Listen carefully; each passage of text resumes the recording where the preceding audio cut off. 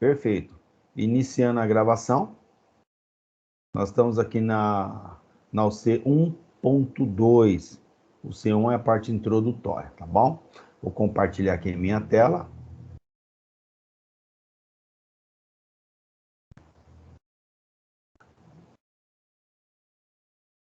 Tá vendo? Só que para vocês entenderem, vocês só podem entrar quando tiver nessa tela aqui, ó. Tiver nessa tela, então tá aqui, reunião em general. Aí vocês só clicar aqui em entrar, só isso. Não tem que inventar nada. Entrou no Teams, vai cair na UC1, caindo na UC1 aqui, vai cair nessa página. Cai nessa página, só aguarda. Na hora que eu entrar, vai aparecer essa coisinha aqui azul, e aí tá lá reunião em general, e você só clica em entrar. Pronto, já está na área, já está aqui junto comigo. Beleza? Então, nós temos aqui, dando continuidade na aula de ontem. Deixa eu colocar isso para cá, depois eu volto para lá.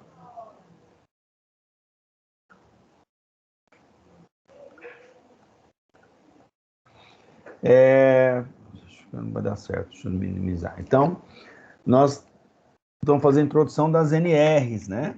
Então, as NRs, lembrando, são várias NRs, eu estou falando uma por uma. Então, falei no primeiro bloco até a 12, e ontem eu parei aqui na 20, né? Então, falei da 13, 14, 15, 16, 17, 18, 19 e a 20. Hoje eu começo da 21 e a gente finaliza aqui até a 36, tá bom? Então, vamos aqui na 21. A NR21, ela fala de trabalhos a céu aberto. O que é um trabalho a céu aberto?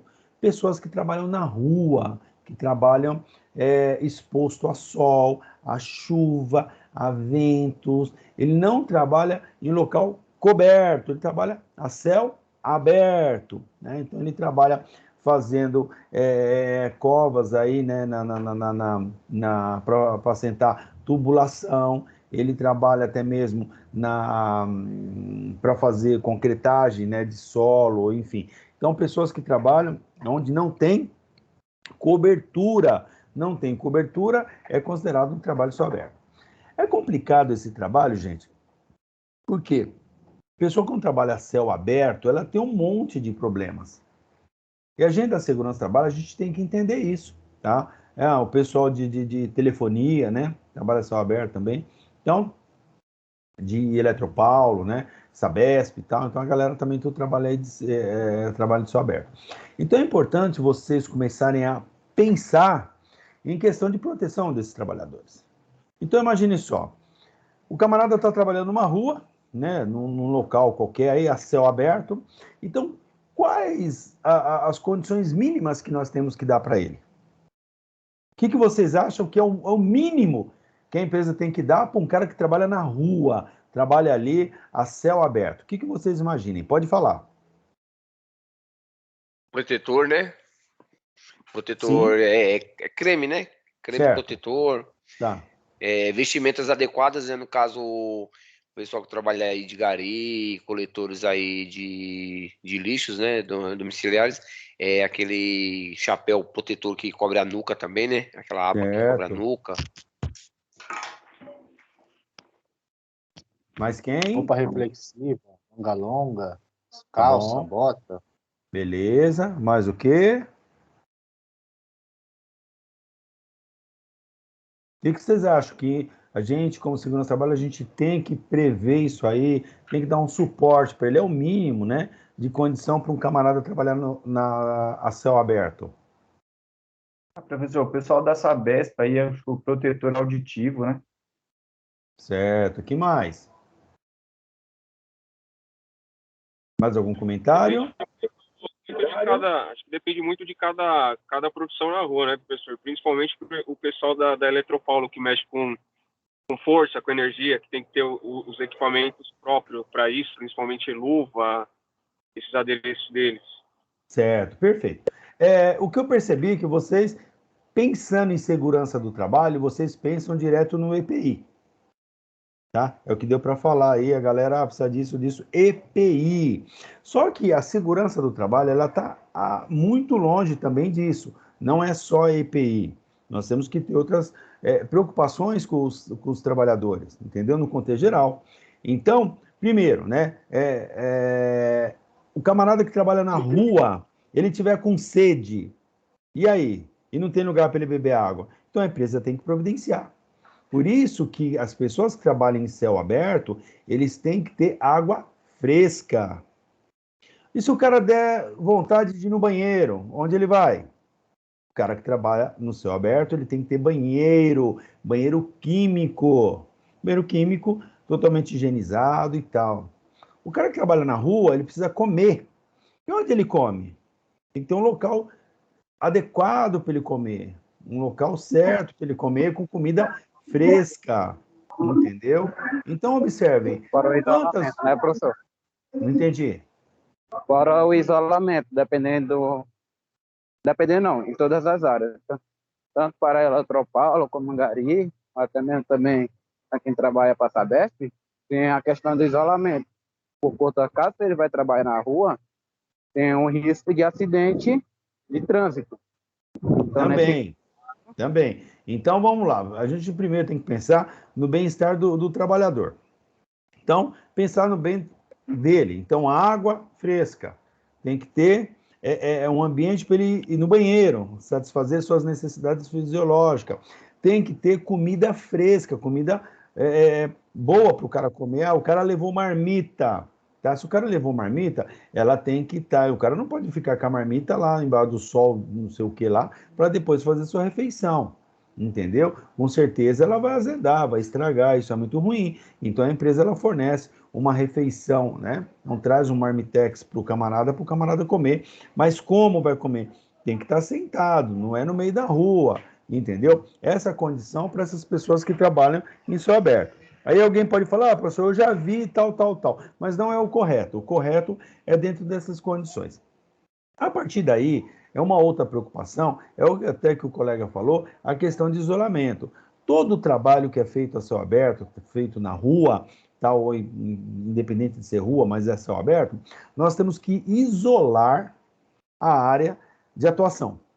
Então, nós temos que isolar a área para que ninguém entre naquela área que não for o pessoal de operações. Para isso, a gente tem que ter equipamentos adequados, como fita zebrada, como cones, enfim, a gente tem que isolar o local, ou tapumes, enfim, para que as pessoas não entrem, tá? Quando tem um buraco, a gente tem que também colocar uma proteção para esse buraco, para que as pessoas não passem e caiam lá, que tem até muito isso na NR18, tá? Mas no céu aberto também tem. Então, tem uma série de preocupações que a gente tem que ter antes do EPI, tá? Então, o que é importante, no decorrer aqui do curso, vocês vão perceber, o importante, o EPI é importante, é lógico que é, não tenha sombra de dúvida. Só que a nossa função como segurança do trabalho é, primeiro, eliminar ou neutralizar toda essa parte insalubre do ambiente. Mas temos que dar uma condição decente para o camarada poder trabalhar, tá bom? E se o ambiente estiver chovendo, ele tem que ter uma roupa adequada, tem que ter uma capa de chuva, tem que ter uma bota de borracha, ele tem que ter um local que ele pode se trocar, entendeu? Então, tem que dar uma condição para quem trabalha nessa condição de céu aberto. Isso é muito importante, tá? No decorrer a gente vai falar muito mais. Isso é só para ter uma ideia, abrir um questionamento aqui para vocês começarem a enxergar que não é só EPI, tem um montão de outras coisas que aí, devagarzinho, vocês vão abrir na mente, tá? Aí eu estou na NR22, a NR22 ela fala da mineração. A mineração é muito complexa, tá? Porque na mineração eu tenho, já existia o chamado PGR, um programa de gerenciamento de risco. Na mineração, tanto se for numa pedreira, né, ou numa indústria de minério, o que acontece?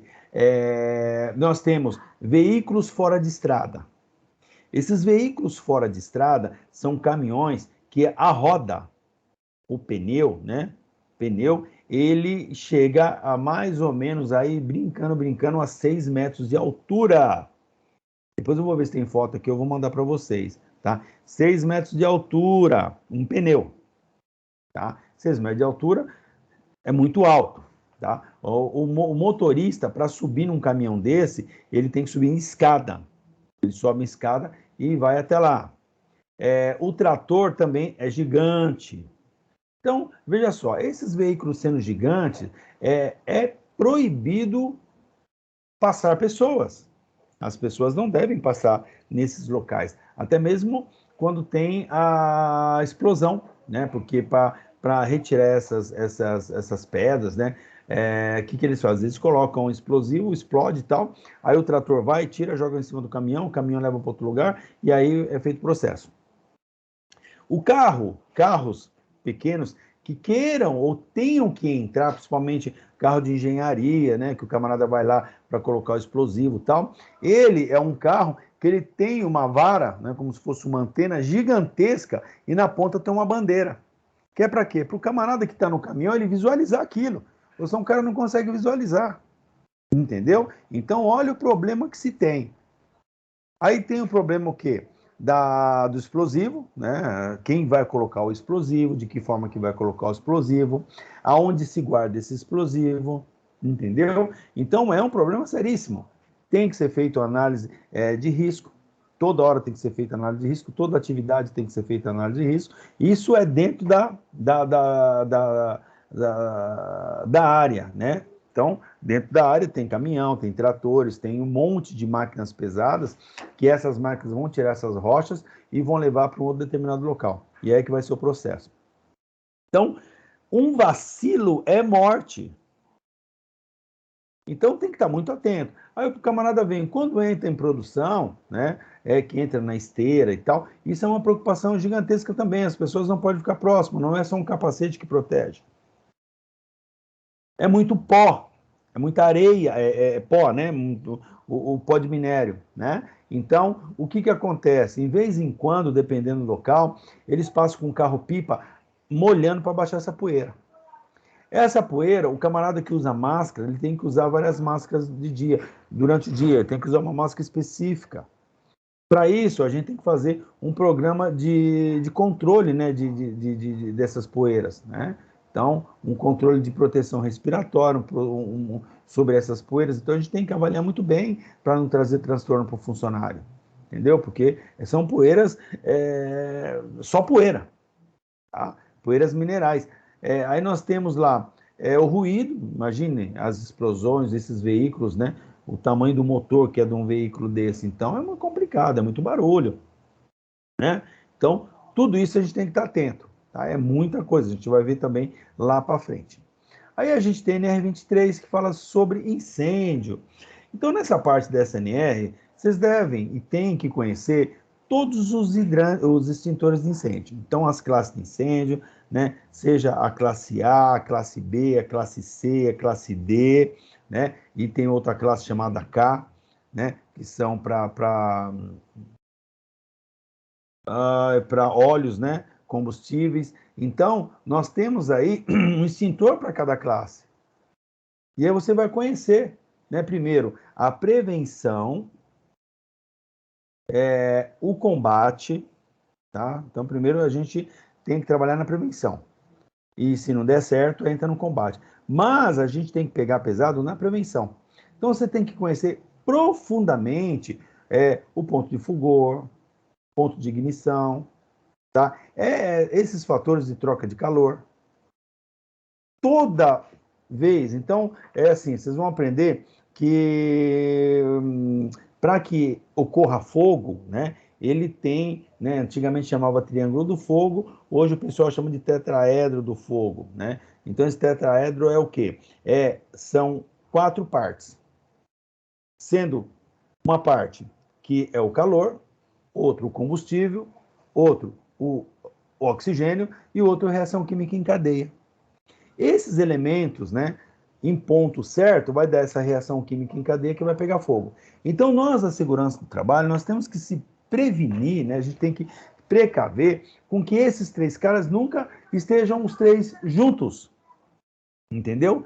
Então, a gente tem que se proteger com isso. Então, vamos um exemplo. O camarada vai mexer com com solda, né? O camarada vai fazer uma solda. Então, o que eu tenho que pensar? O cara vai mexer com solda, tá? O que é a solda? É um calor.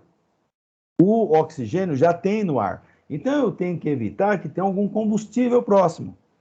Então, eu vou tirar, se tiver algum combustível, eu vou tirar, porque eu sei se esses 3 elementos eles se encontrarem, vai pegar fogo. Aí eu tenho um negócio lá que o cara tem o combustível. O cara tem bastante combustível e tem o oxigênio que está no ar. Eu tenho que evitar que entre fogo. Então, vocês vão aprender a ponto de chegar na excelência, de só de bater o olho, você fala, pô, tá, mas não, aqui não pode isso, não pode isso, não pode isso. Porque vai dar problema. Isso aqui vai pegar fogo. Tá?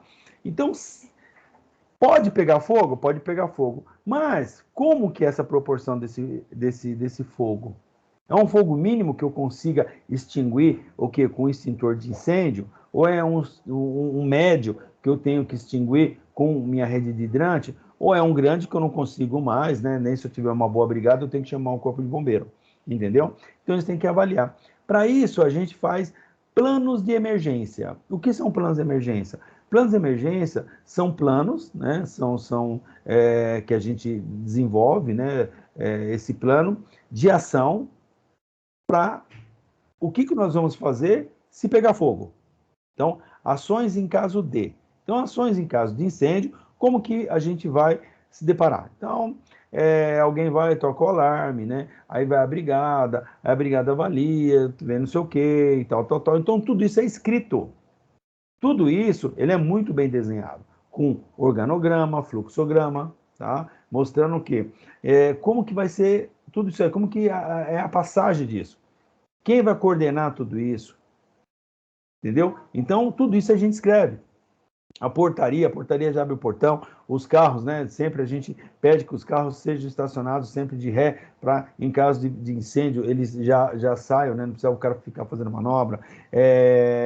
As escadas, elas têm que estar sempre desobstruídas, porque em caso de incêndio, todo mundo vai pela escada. Nunca utilize o elevador, porque pode ser que caia energia e o elevador fica parado. Aí entra o gerador, mas se tiver cortado também o gerador não entra. Né? Um exemplo, e o elevador para, o cara fica no micro-ondas. Então a gente instrui o funcionário para nunca descer de elevador. Ah, mas o prédio tem 60 andares. Você vai descer 60 andares, filho.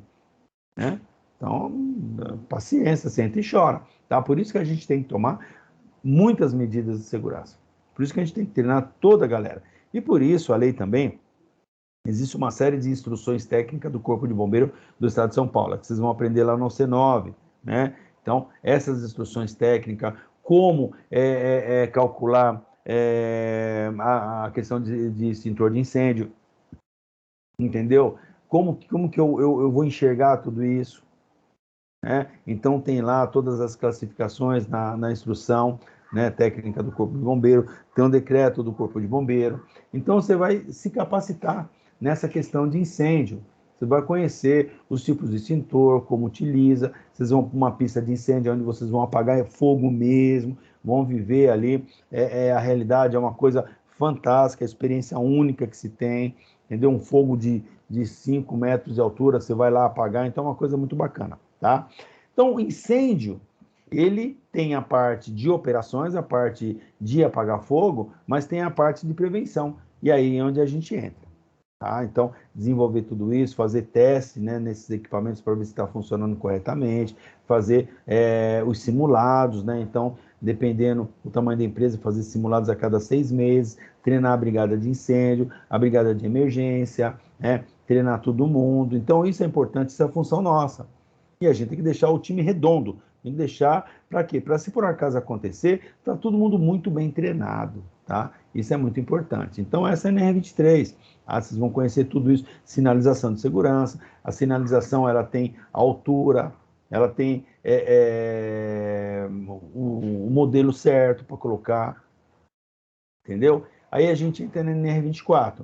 NR24 é higiene e conforto. Essa NR24 é super importante, porque ela que nos dá de balizamento para o quê? para ver sanitários dentro da empresa, para ver mictórios dentro da empresa, para dimensionar, né? Mictórios, dimensionar banheiro, para dimensionar bebedouros, para dimensionar pias, entendeu? Isso, ela nos dá esse balizamento. E é importante que quando a gente fala em higiene e conforto, aí você já começa a avançar um pouco mais sobre até mesmo essa questão que hoje as empresas elas precisam ter uma cota para deficiente, né? Precisa ter uma cota para deficiente físico, né?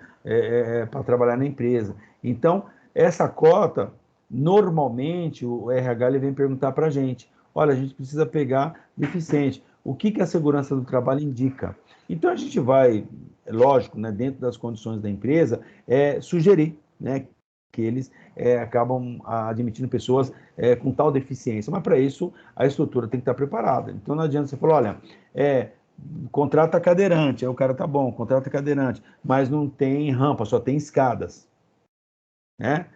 Os espaços, não tem banheiro para cadeirante, não tem a infraestrutura para cadeirante. Então, tem que pensar nisso. Olha, tá bom, então um deficiente visual, para isso tem que tá tudo adaptado para o deficiente visual, como desde do braille, né, que vai no elevador, o piso todo tátil. Tem um monte de questões que você tem que deixar pronto para o deficiente visual. Um deficiente auditivo. Então, você também tem que deixar um monte de questões pronta para o deficiente auditivo. Como tudo que faz barulho tem que ter um sinalizador, né? um luminoso. Tá? É igual o metrô. O metrô, antigamente, né, ele só tinha o ruído. Então, cada estação, né, na hora de fechar a porta, só o barulho. Tá? Mas não pode, tem que ter uma sinalização, porque o surdo, ele não vai ouvir o barulho, então ele não vai entender que está fechando a porta. Ele precisa o quê? Ver um sinal, alguma luz, né? Que aí essa luz identifica que está fechando a porta. Tá? Na empresa é a mesma coisa. Então, não adianta você colocar um alarme, tá? Um alarme de incêndio, e aí o que acontece? O deficiente auditivo, ele vai ouvir? Barulho não. Então, o que a gente precisa fazer? Colocar também luminoso e também orientar esse funcionário, entendeu? A gente tem que orientar esse funcionário. Gente, vocês estão me ouvindo? Sim, perfeitamente. Sim. Tá, Perfeito. Sim. tá, porque Fabiano, sim.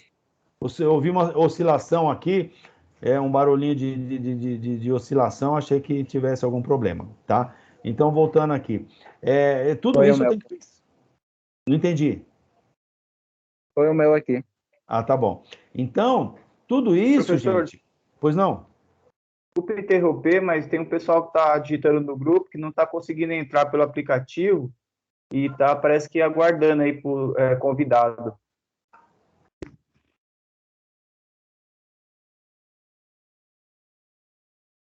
Mas por que eles não estão conseguindo entrar, gente?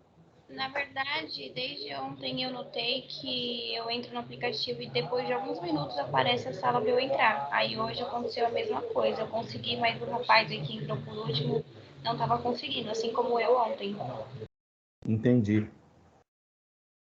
A gente tem que fazer essa correção aí. Tá, eu autorizei agora o Jean, acho que é isso. Vamos ver. Acho que ele entrou. Era só uma pessoa? Era eu e mais 3 pessoas. Mas aí eu consegui, ficou só ele. Mas ontem eu acredito que demorou uns 10 minutos para a sala aparecer para mim. É estranho. Você entrou no Teams, você entrou aqui, igual eu falei para vocês, quando você entra, você chega nessa coisa aqui. Aí, nesse azulzinho, você tem que apertar aqui no entrar, só isso. Então, mas não está aparecendo. Não aparece nada, na verdade. Então, porque o que o pessoal faz? Eles vai e aperta aqui, ó, nova conversa, aí rodou, que aí não vai achar a gente nunca. Então, tá aqui, tem a nossa reunião que tá rolando, né? Além de aqui em cima também ter, ó, tem aqui em cima essa parte de reunião em general, tá aqui, é só entrar, e aqui a gente está falando aqui, ó, que já tá rolando aí a 32 minutos e 59, né? Apertou entrar e já era. Mas a gente vai policiando isso aí, tá bom? Vamos ver o que está acontecendo aí. A gente fala com o pessoal de informática para saber o que está pegando, tá bom? Entrou já quem tinha que entrar? Acho que só faltava ele mesmo. Ele Sim, conseguiu entrar? sinalizou no grupo que sim. Tá bom, então. Então, beleza. Então, vamos lá.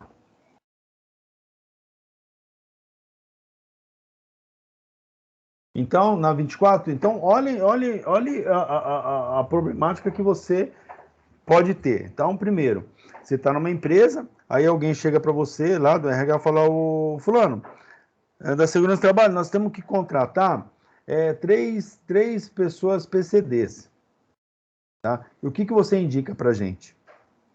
Então, não é só de pum, bate pronto, né? Peraí, eu tenho que pensar, né? Só que às vezes eles querem de bate pronto. Então, eu tenho que conhecer a minha empresa e tenho que ver se ela está preparada para atender.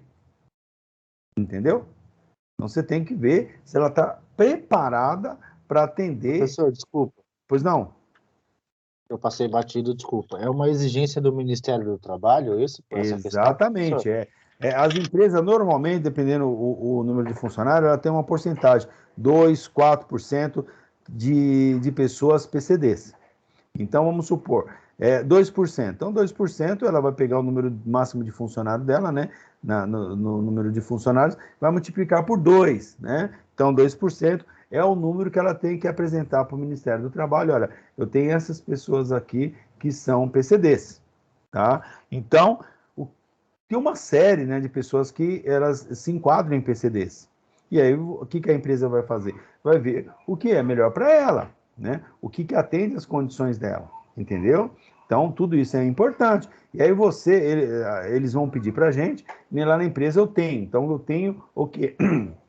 Eu tenho 3, mas são deficiente auditivo, entendeu? Então, eles são deficiente auditivo. Beleza. Então, tem sinalizador, eles trabalham lá, tá perfeito, trabalham há muito tempo, mais de 10 anos, tá?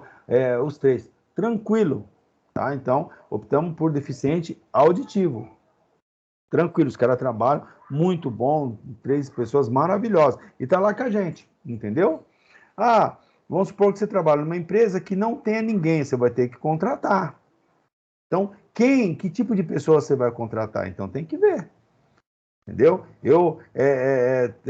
Se a pessoa é considerada uma PCD, né, pessoa, né, com essa deficiência, com uma deficiência, você vai avaliar qual que se encaixa melhor dentro da sua empresa.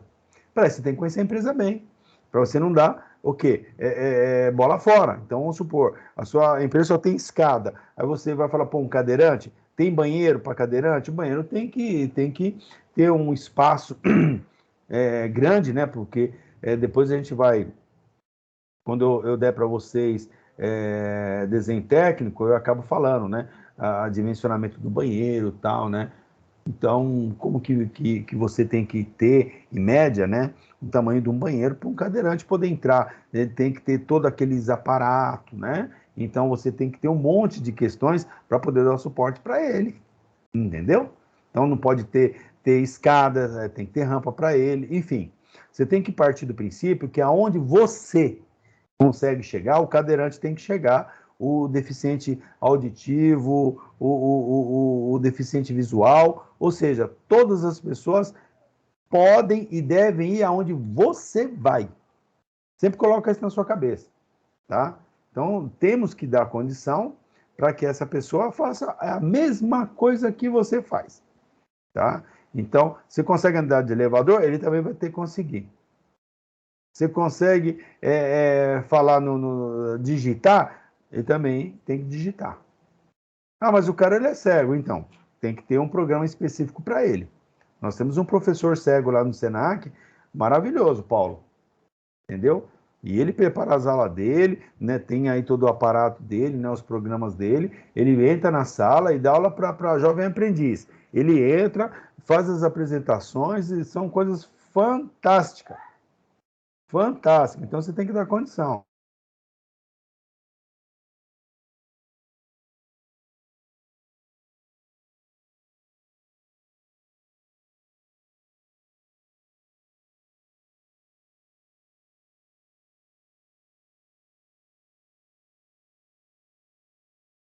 Travou só para mim.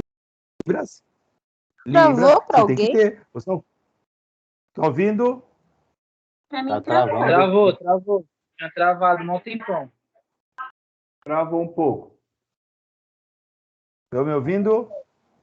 Voltou agora. Tá já travado, voltou. Tô te ouvindo Travou? normal, professor. Ó, todo mundo travou ou não? Fabiano, Sim, não. pra mim sim. Para mim tinha travado. Tá, e vamos ver se eu queria saber se era um contexto geral, tá? Para saber se é a minha internet ou não. Travou para Travou todo pra todo- mundo, gente? Também travou. Sim, pra mim também Travou, travou. Acho que foi pra Travou, todos. professor. Sim, travou. Pra mim também. Tá, é isso que eu preciso saber, tá? Porque senão se travou para uns 3, 4, pode ser que não seja a minha. Então, para a gente estar atento em tudo, tá bom? Tá, agora estão ouvindo, né? Agora sim, perfeitamente. Agora sim. Sim. Tem como destino a estação Mauá. Existe desconforto aos demais passageiros. Então desliga o fone, filha. Colabore. Quem tá no trem aí, desliga. Quem tá dentro do trem, desliga o fone. Então, vejam só a preocupação que se tem. Tá? Então, vocês têm que entrar dentro desse assunto. Tá? Vocês têm que entrar dentro desse assunto de corpo e alma, que é uma coisa complicada. Então, o cara, ele é surdo, mudo. E aí? Você tem que ter alguém que converse com ele. Você sabe conversar? Não. E aí? É difícil. Tem uns que conseguem ler lábios. E o cara que não consegue. E aí? Entendeu a dificuldade? Você tem que ter alguém que saiba falar com ele. O cara vai te pedir alguma coisa. E aí, como é que faz? Como é que... Entendeu? Lá na empresa tem uma pessoa que entende o cara. Enfim, eles conversam super bem. Né? Só que aí tem aliás, os dois meninos lá, eu escrevo, eles entendem, e a gente escreve, vai escrevendo e tal, e a gente consegue avançar, tá? Eles lêem muito bem e tal, então é tranquilo. Então, olhem... Eu tinha falado que era para pegar no final de semana, não, cabeçuda. Agora eu só consigo levar no próximo. Vamos ver se essa semana eu vou lá. Será que você vai lá no final de semana? Ei, menina? Vou, professor. Ah, então tá bom. Tá vendo? Você deixou o microfone ligado, todo mundo ouviu sua história. Eu fui apertar para pôr no Viva Voz, porque estava conectado no fone. Aí eu tirei do fone, aí ficou mudo, aí eu fui apertar e deixei aberto. Aí todo mundo ouviu sua história, tá vendo? Mas tô assistindo a aula, tô assistindo, tô aqui. Eu tô vendo, você tá fazendo 2 em 1, bate-papo e assiste a aula, tá bom. Trabalho, é tudo. É, isso aí. Beleza, então, gente, observem que isso é importante, vocês saberem se colocar até no lugar do outro. Né? Quando lá para frente, né, não sei se a gente vai estar no presencial, eu tenho um costume, principalmente quando eu dou desenho técnico para a galera, que eu falo de acessibilidade, né? Eu, em algumas vezes, quando dá tempo, eu coloco os alunos para andar de cadeira de roda. Eu tampo a vista do aluno para ele sentir as dificuldades que tem um deficiente visual. Então, só a pessoa que está na cadeira de roda para atravessar aquela rua do Senac, que é paralelepípedo, de um lado para o outro, ou o cara que está vendado para poder andar por ali. Gente, isso você já começa a ver as dificuldades que se tem. A partir daí você começa a pensar no que deve ter para que essa pessoa trabalhe de uma forma segura. Tá bom? Então, isso é importante. Tem outros, né? Eu já vi até no metrô pessoas ananismo, né? Anão. Então, também são pessoas PCDs. De uma empresa de limpeza, né? No metrô Barra Funda, tinha lá, né, um anãozinho. E ele estava lá trabalhando. Então, a empresa catou, porque a empresa de limpeza tem muito, né? A empresa de limpeza tem mais de 1.000 funcionários, né, normalmente, então ela precisa ter um número muito grande, né, um número expressivo de PCDs. Então, o que ela faz? Ela tenta pegar o que ela consegue fazer, né, coloca ali e tal, para tentar atender a legislação, tá bom? Então, olha o problema, gente. Vocês têm que tomar noção do tamanho do enrosco. Então, quando a gente vai escrever um plano de emergência, eu tenho que prever esses caras. Quando eu vou fazer qualquer tipo de treinamento, eu tenho que prever essas pessoas. Tudo que eu for fazer, eu tenho que pensar nessas pessoas. Tudo. Tá? Isso é para funcionário meu. Ah, professor, mas se chegar um visitante? O visitante também, eu tenho que dar toda a condição para ele. Se a minha empresa recebe visita, eu tenho que também chegar e quê? Ser uma empresa que dê condição. Imagine um grande cliente, chega na empresa e o cara é um deficiente físico, ele é um cadeirante. O cara veio para fechar um negócio, aí não tem um banheiro para o cara tem que subir escada, alguém tem que pendurar o cara. Imagine o transtorno que o cara tem. O cara não vai fechar negócio nessa empresa nunca, entendeu? Então, tem que pensar nisso. A empresa atende cliente, então tem que atender. Tem que dar uma condição para ele. Não atende cliente, aqui a gente não atende ninguém, são só os funcionários. Então, vamos dar uma condição para o funcionário boa. Beleza, galera? Aí a gente passa para a NR25. NR25 são resíduos, né? Resíduos industriais. O que é isso aí, esse resíduo? Antigamente nós conhecíamos como lixo, né? Então era o lixo. Com essa vinda, né, da sustentabilidade, com essa vinda do meio ambiente e tal, começou a pensar que a gente deveria rever o conceito de lixo, né? Rever. Porque o lixo, ele tem muita coisa que é interessante. Por que não tirar essas coisas que são interessantes do lixo, né? E colocar de um lado, ou separar eles, né? E mandar embora somente o lixo. O volume ia ser menor. Então, começaram a pensar dessa forma. Pensar nessa forma, em forma de sustentabilidade, em forma de meio ambiente. Então, o que é isso? Eu estou pensando em meio ambiente. Pensando em meio ambiente. Então, para me pensar em meio ambiente, eu tenho 5 pontos. Eu tenho a parte do ar, da água, vamos começar. Água, energia, a terra, né, que seria o solo, o ar e as pessoas. Então, eu tenho aqui a energia. Olha, a gente tem que pensar em redução de energia dentro das empresas, né? Vamos pensar em redução de energia porque é uma forma para a gente ajudar o meio ambiente e é uma forma sustentável da empresa e é uma forma também de redução de gastos, né? Que isso faz com que a empresa ela fique bem, né, no mercado, como uma empresa sustentável e tal, e também tem uma parte de retorno, né, em forma de dinheiro. Então, foi pensado em energia. Como que eu reduzo a energia? Aí começaram a pensar numa série de fatores para redução de energia. Então, como que eu vou reduzir a energia? Desligando lâmpadas, trocando lâmpadas fluorescentes por lâmpadas de LED, desligando máquinas que não estão funcionando, enfim, tentando controlar essa parte de energia. Essa máquina precisa estar ligada, é isso, tal, assim como na tua casa, né? Eu tenho o costume de falar, as pessoas às vezes reclamam da conta de energia em casa, mas se a gente, quando vai fazer uma avaliação na casa da pessoa, a gente vê que tem um monte de equipamentos elétricos todos na tomada. E são equipamentos que ficam na tomada porque somente para gastar energia. Então, um exemplo, na tua casa, você deixa o micro-ondas ligado na tomada, só por causa do reloginho. Só esse micro-ondas que você deixa ligado 24 horas, ele te consome 30% da sua conta. Só é o micro-ondas.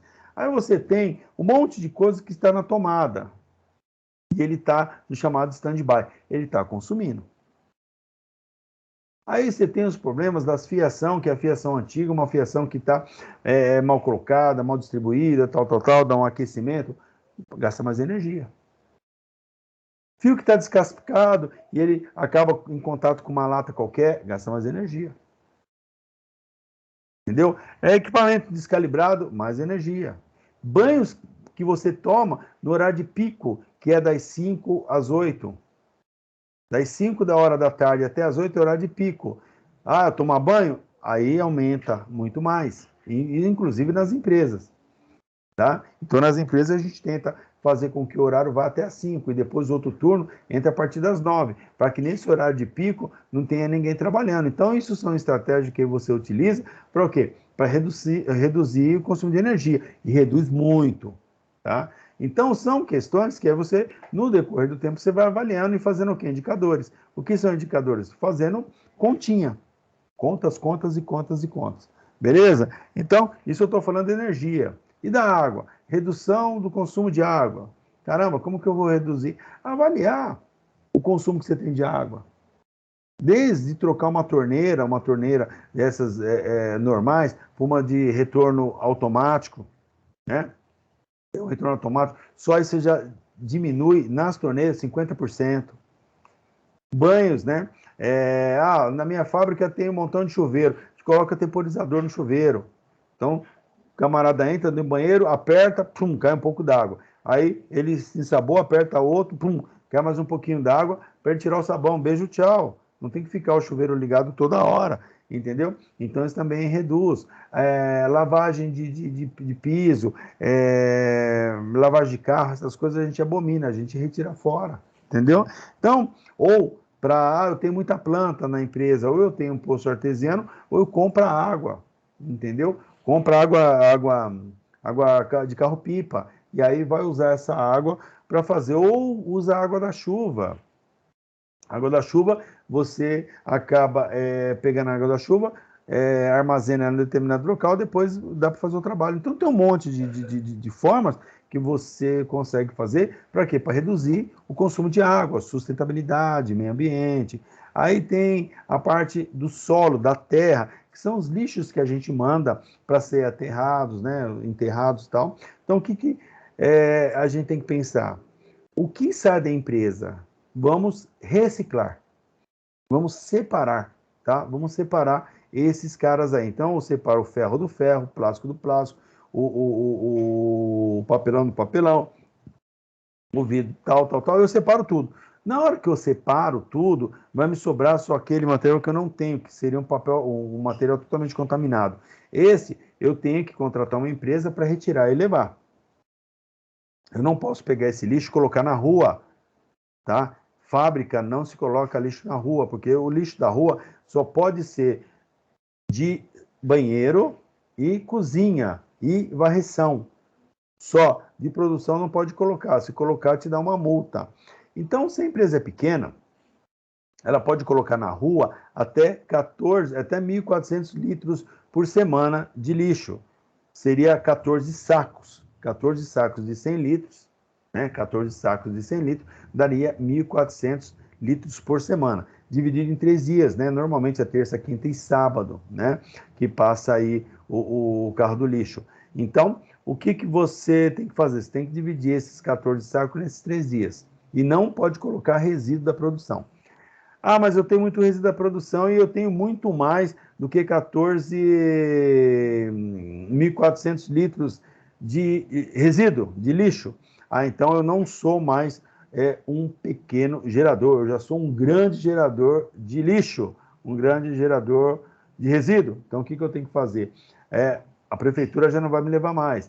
Eu tenho que contratar uma empresa para eles me recolherem esses resíduos, né, esse lixo, e fazer o descarte, porque é acima dos 1.400 litros.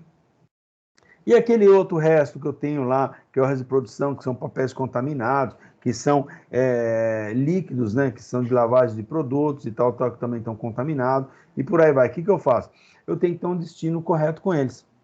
Aí, esse destino correto, primeiro, eu tenho que ter uma autorização de um órgão de meio ambiente do Estado de São Paulo, que é a CETESB. Eu tenho que ter uma autorização deles, que é uma licença de operação, tá?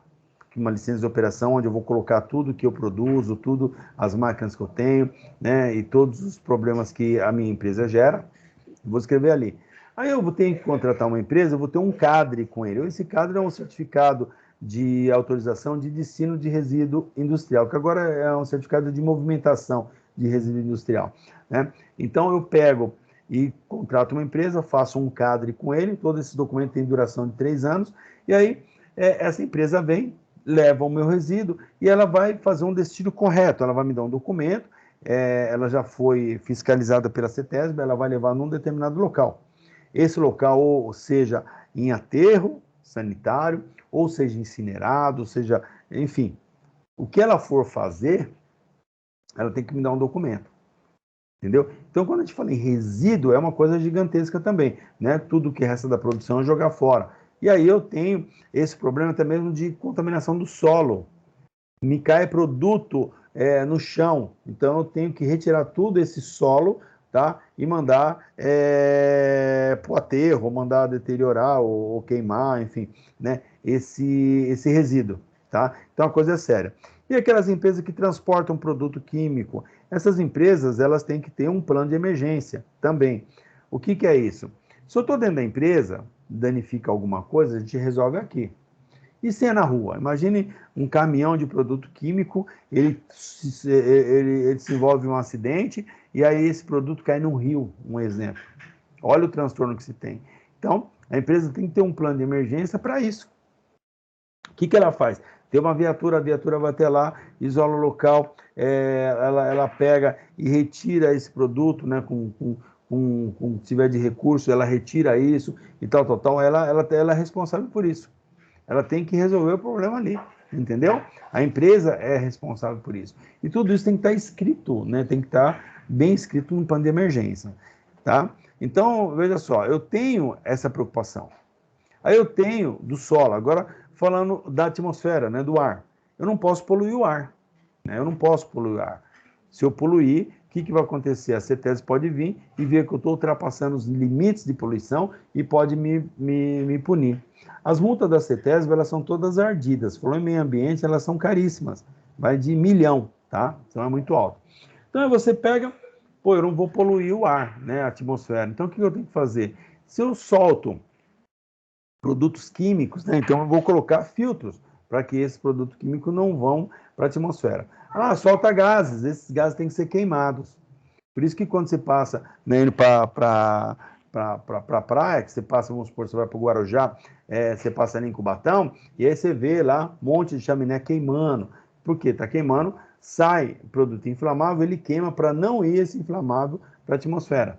Então, ele sai, queimou, então não vai, ele é em bruto, né, para a atmosfera, tá? Então, isso é importante também, beleza? Aí tem a parte mais importante de tudo, que é o quinto elemento, que é o ser humano. A gente conscientizar as pessoas, os funcionários em questão de meio ambiente. Isso a gente vai aprender lá na frente, essa questão de meio ambiente, e até lá no final a gente vai falar de gestão da ISO 14001. A ISO 14001 é uma norma específica para quem quer certificação de meio ambiente, tá? Então a gente vai explicar para vocês o que é a norma, tal, bem detalhado lá na frente.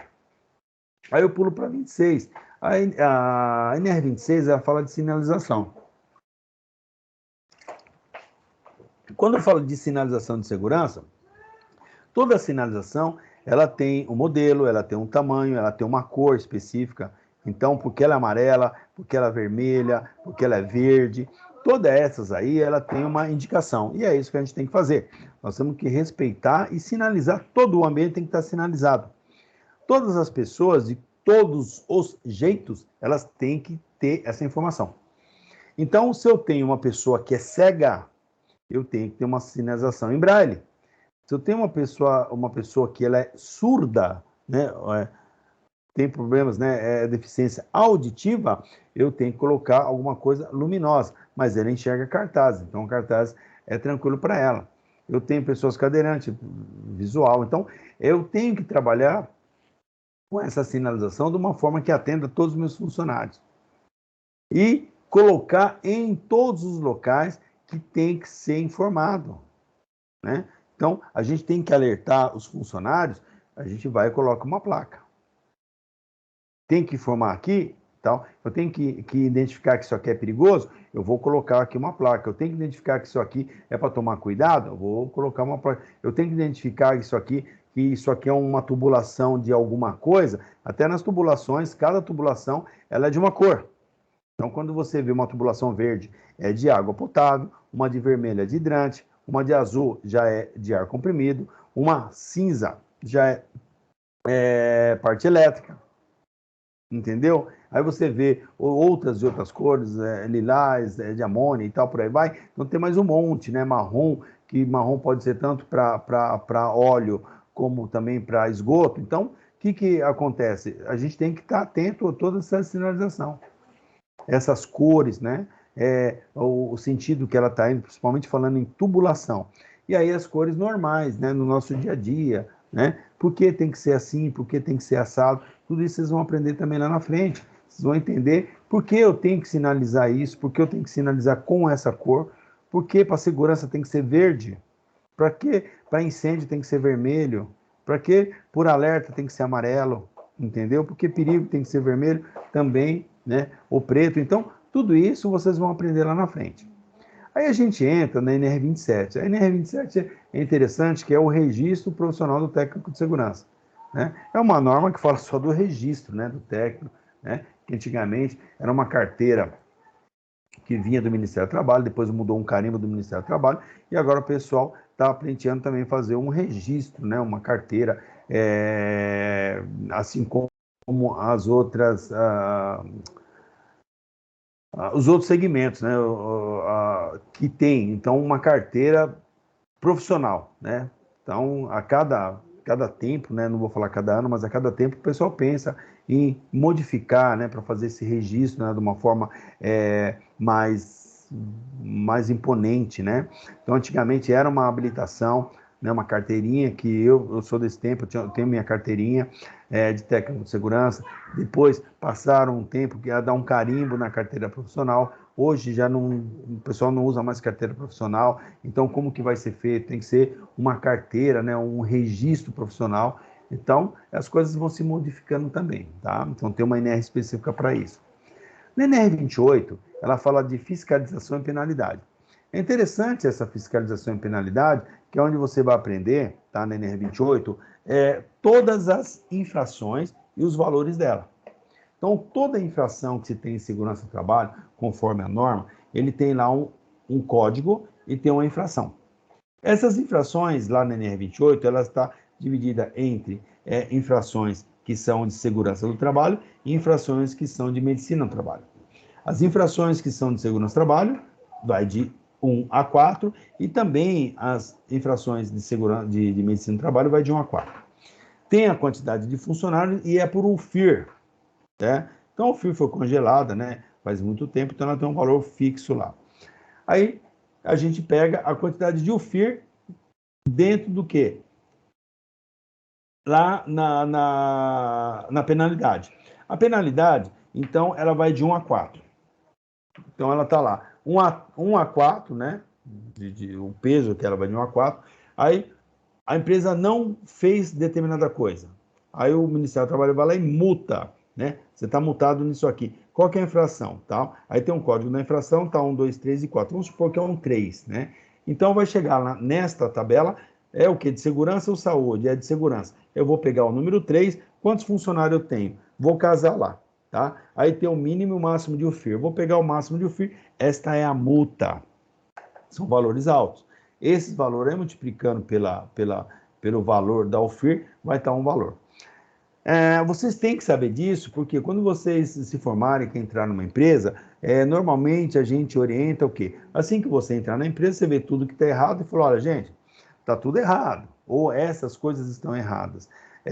Para que nós possamos realizar, consertar, nós gastaríamos isso. E se for multado, vai ser isso. E aí vocês vão perceber que arrumando sai mais barato do que sendo multado. Então, se o fiscal do Ministério do Trabalho for na sua empresa, por causa de determinada coisa, te multar, é um valor. Se você fizer aquilo conforme manda a lei, o valor é menor. Então, é melhor do que a multa. Então, vale a pena a gente fazer a segurança do trabalho. Tá? Então, depois a gente vai discutir muito isso aí, vocês vão aprender profundamente como que avaliar isso aí, como fazer esses levantamentos, tá? Aí tem aqui a NR29. A NR29 é específica de trabalhos portuários, tá? Então, uma NR específica para trabalho portuário só vai utilizar no trabalho portuário a 29. Porém, ele vai usar as outras normas também. Ele vai usar as outras normas que são aplicáveis lá no trabalho portuário. Mas a 29, ela já vai falar o quê? Ela tem uma CIPA específica, ela tem um SESMIT específico, ele tem uma galera de trabalho totalmente diferenciada, entendeu? Tem formas de treinamento, então, os exames médicos são diferentes. Então, tudo isso é para o trabalho portuário, né? Então, é uma coisa específica, tá? Então, vocês vão aprender também lá para frente, pelo menos uma pincelada no trabalho portuário. Aqui na 30 são trabalho aquaviários. Então, o que é aquaviário? Galera que trabalha na água, né? Então, nós temos aqui uma plataforma, né? Então, essas pessoas que trabalham aqui no trabalho aquaviário, vamos supor, ou embarcado, ou em plataformas, opa, aqui é um problema sério, entendeu? Então, tem a lei específica para falar sobre os problemas que lá tem, tá bom? Assim como o trabalho rural. O trabalho rural, antigamente, nós tínhamos algumas normas, poucas normas que falavam do trabalho rural. Que aí nós temos a NR, norma regulamentadora, e nós tínhamos a NRR, norma regulamentadora rural. Mas isso foi abolido e entrou aí no monte também junto com a gente. Então, no trabalho rural, a gente também tem que atender todas as normas. Tá? Todas as normas. A única coisa que tem uma CIPA rural, tem um SESMIT rural, tá? Os dimensionamentos são diferentes, mas o resto é tudo igual, tá? Então, as condições são diferentes, tá? De um chão de fábrica, né? Você vai trabalhar aí numa fazenda, é outra coisa, tá? Os riscos são totalmente diferentes, os problemas são totalmente diferentes, tá? Então, vocês vão entender um pouco do trabalho rural. E o trabalho de saúde? O trabalho de saúde também tem a sua particularidade, porque o trabalho de saúde é a segurança do trabalho dentro do hospital. Então, dentro do hospital, mas os caras já se preocupam com a segurança, nem sempre. Eles se preocupam com a saúde, eles têm lá biossegurança, eles têm um monte de questões voltadas para a proteção da saúde e da segurança do trabalho. Mas eles também têm a prevenção. Eu vejo que os caras utilizam a luva, utilizam isso, utilizam aquilo, tal. Mas e aí? É lógico, a gente percebe que tem muito disso. Mas mesmo assim tem acidentes. E tem que ter a segurança do trabalho, para em conjunto com a parte da medicina, fazer com que esses acidentes eles sejam diminuídos. Então, nós temos lá pérfuro cortante, um dos maiores problemas, tá? Isso é pérfuro cortante com o pessoal de linha de frente. Mas tem radiações ionizantes, o cara que tira raio-x, entendeu? Nós temos aí um monte de quedas, né, de funcionários, parte ergonômica, entendeu? De carregamento de peso, o camarada ele vai ter que carregar ou transpor, né, uma pessoa de uma maca para uma outra maca, né? Então acaba fazendo esforço excessivo. Você tem aquelas outras pessoas que trabalham na manutenção, que mexe com solda, o pessoal do restaurante que mexe com calor. Então tem um monte de outros problemas dentro do hospital, tá? Não é só o pérfuro cortante, né? Tem mais um monte de contaminações, a questão de proliferação também dos agentes biológicos, entendeu? Então, por isso que a gente tem que se precaver também. Então, é um universo gigantesco aqui, quando eu falo da NR32. É importante você saber, porque pode ser que você vai trabalhar numa empresa, que uma empresa ela tem um departamento médico, ele tem um ambulatório dentro da empresa. E esse ambulatório tem que atender a mesma norma de um hospital, tá? Aí eu tenho a NR33, que são espaços confinados. Esse espaço confinado, é o quê? É um local que ele não foi projetado para vida humana. Ele tem as entradas e saídas totalmente reduzidas, né? Não o camarada entra e fica lá à vontade, não. Por isso que chama-se espaço confinado. Para isso, existe norma específica, né, do espaço confinado, tá? Então, como que faz para entrar? Como que eu faço primeiro para mapear esses caras? Para mapear, eu vou pegar um mapa mesmo, né, uma planta da empresa, e vou colocar todos que eu entendo, né, conforme a lei, a norma, que são espaços confinados. Então, eu vou colocar caixas de água, né, caixa de água se ela for subterrânea ou aérea, né, que seja o quê? Uma boca só de visita. Eu vou colocar se tem alguns tubos, né, ou alguns vasos, né, grandes, né, que as pessoas têm que entrar lá dentro para fazer um tipo de manutenção. Enfim, bueiros, enfim, eu vou classificar todos esses espaços confinados. Eu vou identificar como espaço confinado. A partir daí, todas as pessoas que forem adentrar esse espaço por qualquer coisa, a gente tem que criar um procedimento. Procedimento para entrar nesse espaço confinado primeiro, a gente ir até o local, né? Então tem que ter um supervisor de espaço confinado, é um cara que ele vai lá, ele vai abrir o espaço confinado, vai fazer a avaliação para saber se tem oxigenação, para saber se tem algum vapor, algum problema de químico lá dentro, né? Ou inflamável, tá? Saber deixar uma guarnição pronta para um resgate se precisar, deixar equipamentos de combate a incêndio, isolar a área e tal, preparar a pessoa que vai entrar, preparar todo o maquinário que vai ter que utilizar, ver se nesse ambiente precisa de mandar ventilação, se não precisa. Então, tudo isso a gente faz uma prévia no espaço confinado. Então, vamos supor, eu vou limpar uma caixa d'água, tá? Então, imagina uma caixa d'água gigante, aí, nos 50 mil litros, só tem uma entradinha. Aí você coloca um cara lá para limpar, tá? Você está do lado de fora, você amarra ele, tem que amarrar o cara, tá? Você amarra ele no cinto dele e fica preparado. Ele tem que estar toda hora amarrado, porque se desmaiar, você puxa ele e tira fora, tá? Ou entra lá e resgata. Então, quando eu falo nessa questão do espaço confinado, o que eu vou fazer? É uma caixa d'água. Como que eu vou lavar isso? Pô, tá merda. Eu vou lavar com cloro. Um exemplo, o cloro ele é asfixiante. Entendeu? Se eu meter o cloro lá, o camarada ele vai entrar lá, 2 lambadas de cloro, o cara vai ficar tonto lá, vai fechar as gândulas dele, o cara vai passar mal. Então, o que a gente faz? Primeiro, qual produto que eu vou usar? Qual diluição que eu vou usar? O que eu vou usar? Então eu vou colocar no camarada uma máscara específica, eu vou colocar ar, vou mandar muito ar lá. Então, eu jogo o ar de um lado e do outro lado eu coloco um ventilador, que é para o quê? Jogar o ar fora. Então, entra um ar comprimido, né? um ar de um lado e no outro eu jogo fora. E aí, o que vai acontecer? O camarada vai trabalhando ali com renovação de ar, vai fazendo o trabalho dele, tal, ppp. Aí, eu vou estipular um tempo que ele vai ficar. Se eu entendo que o tempo dá para ele fazer todo o trabalho, não. Caso contrário, eu tiro ele. Mas se o cara vai dentro de um tubo, né, dentro de uma estrutura metálica, fazer um trabalho de solda, e aí esse espaço, né, ele é de produto inflamável, entendeu? E o cara tem que fazer uma solda... Pergunta, professor. Pois não?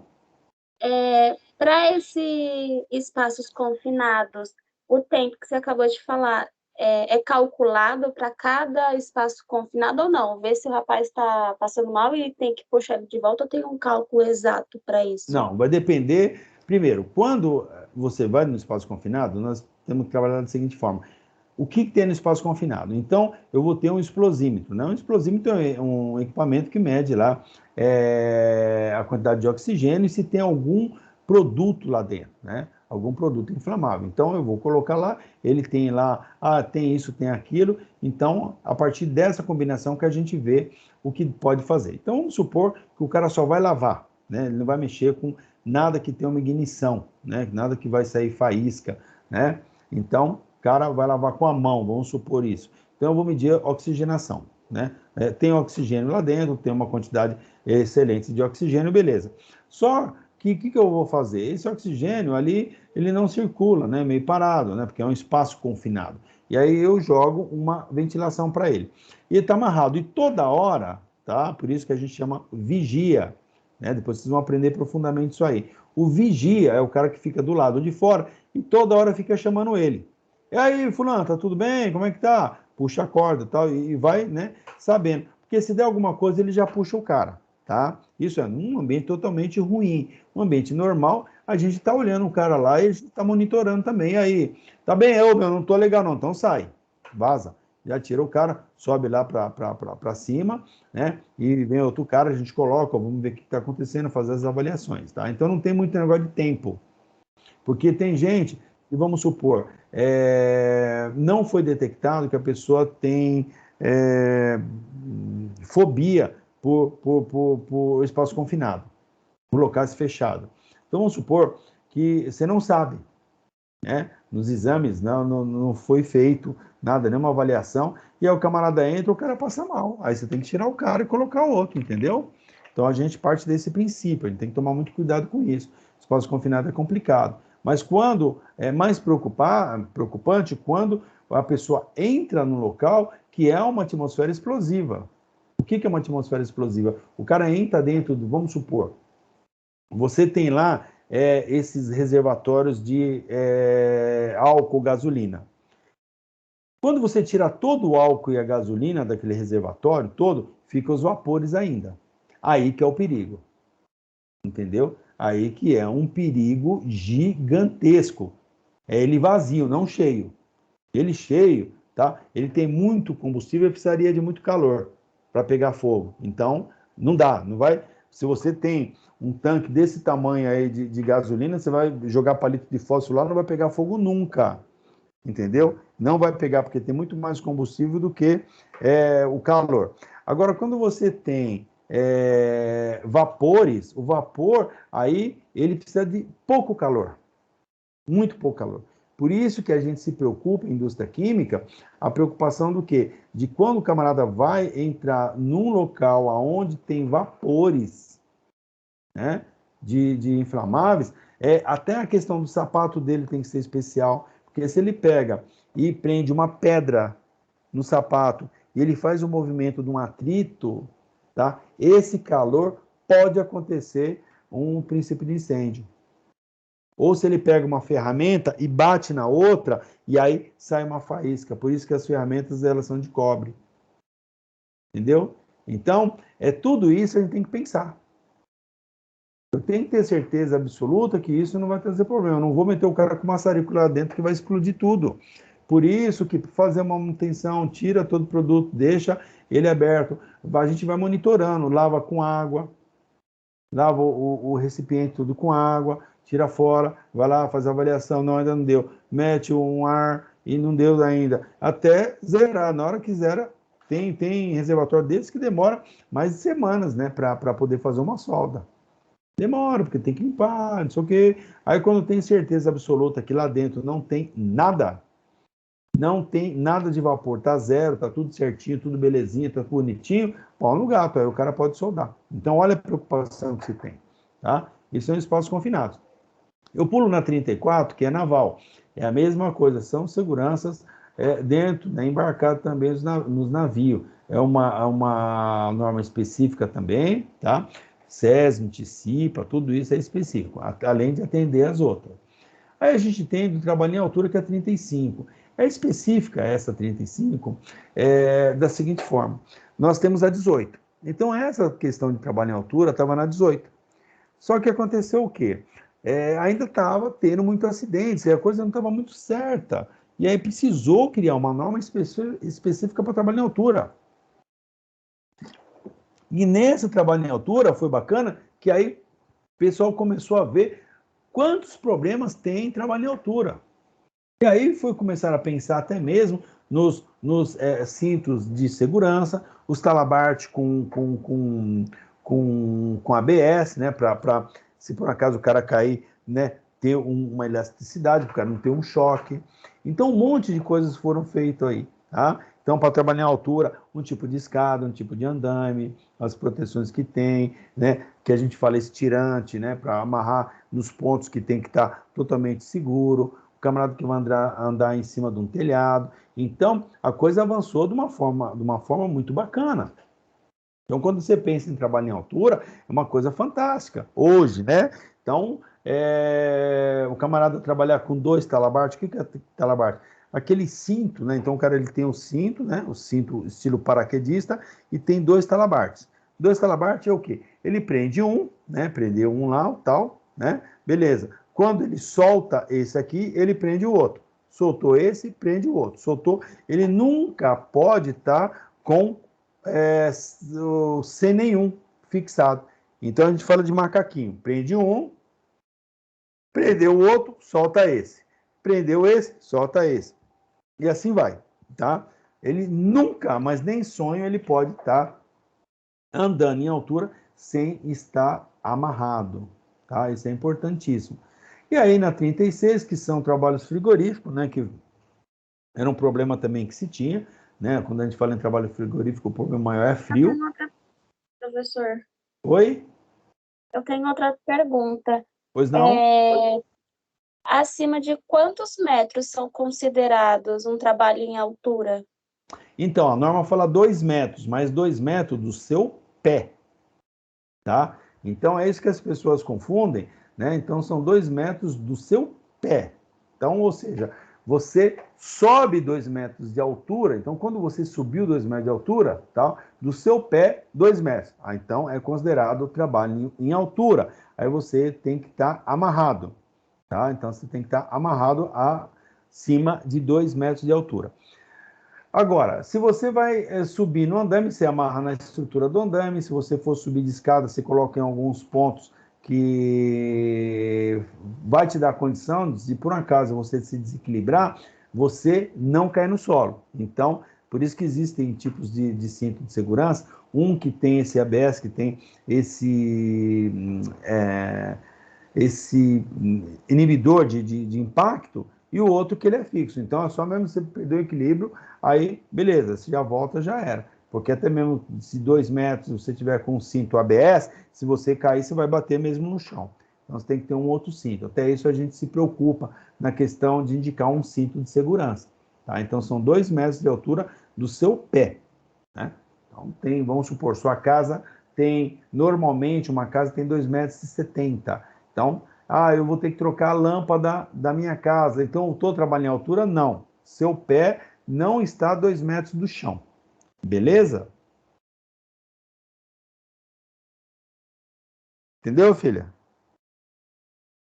Entendi sim, obrigada. Tá.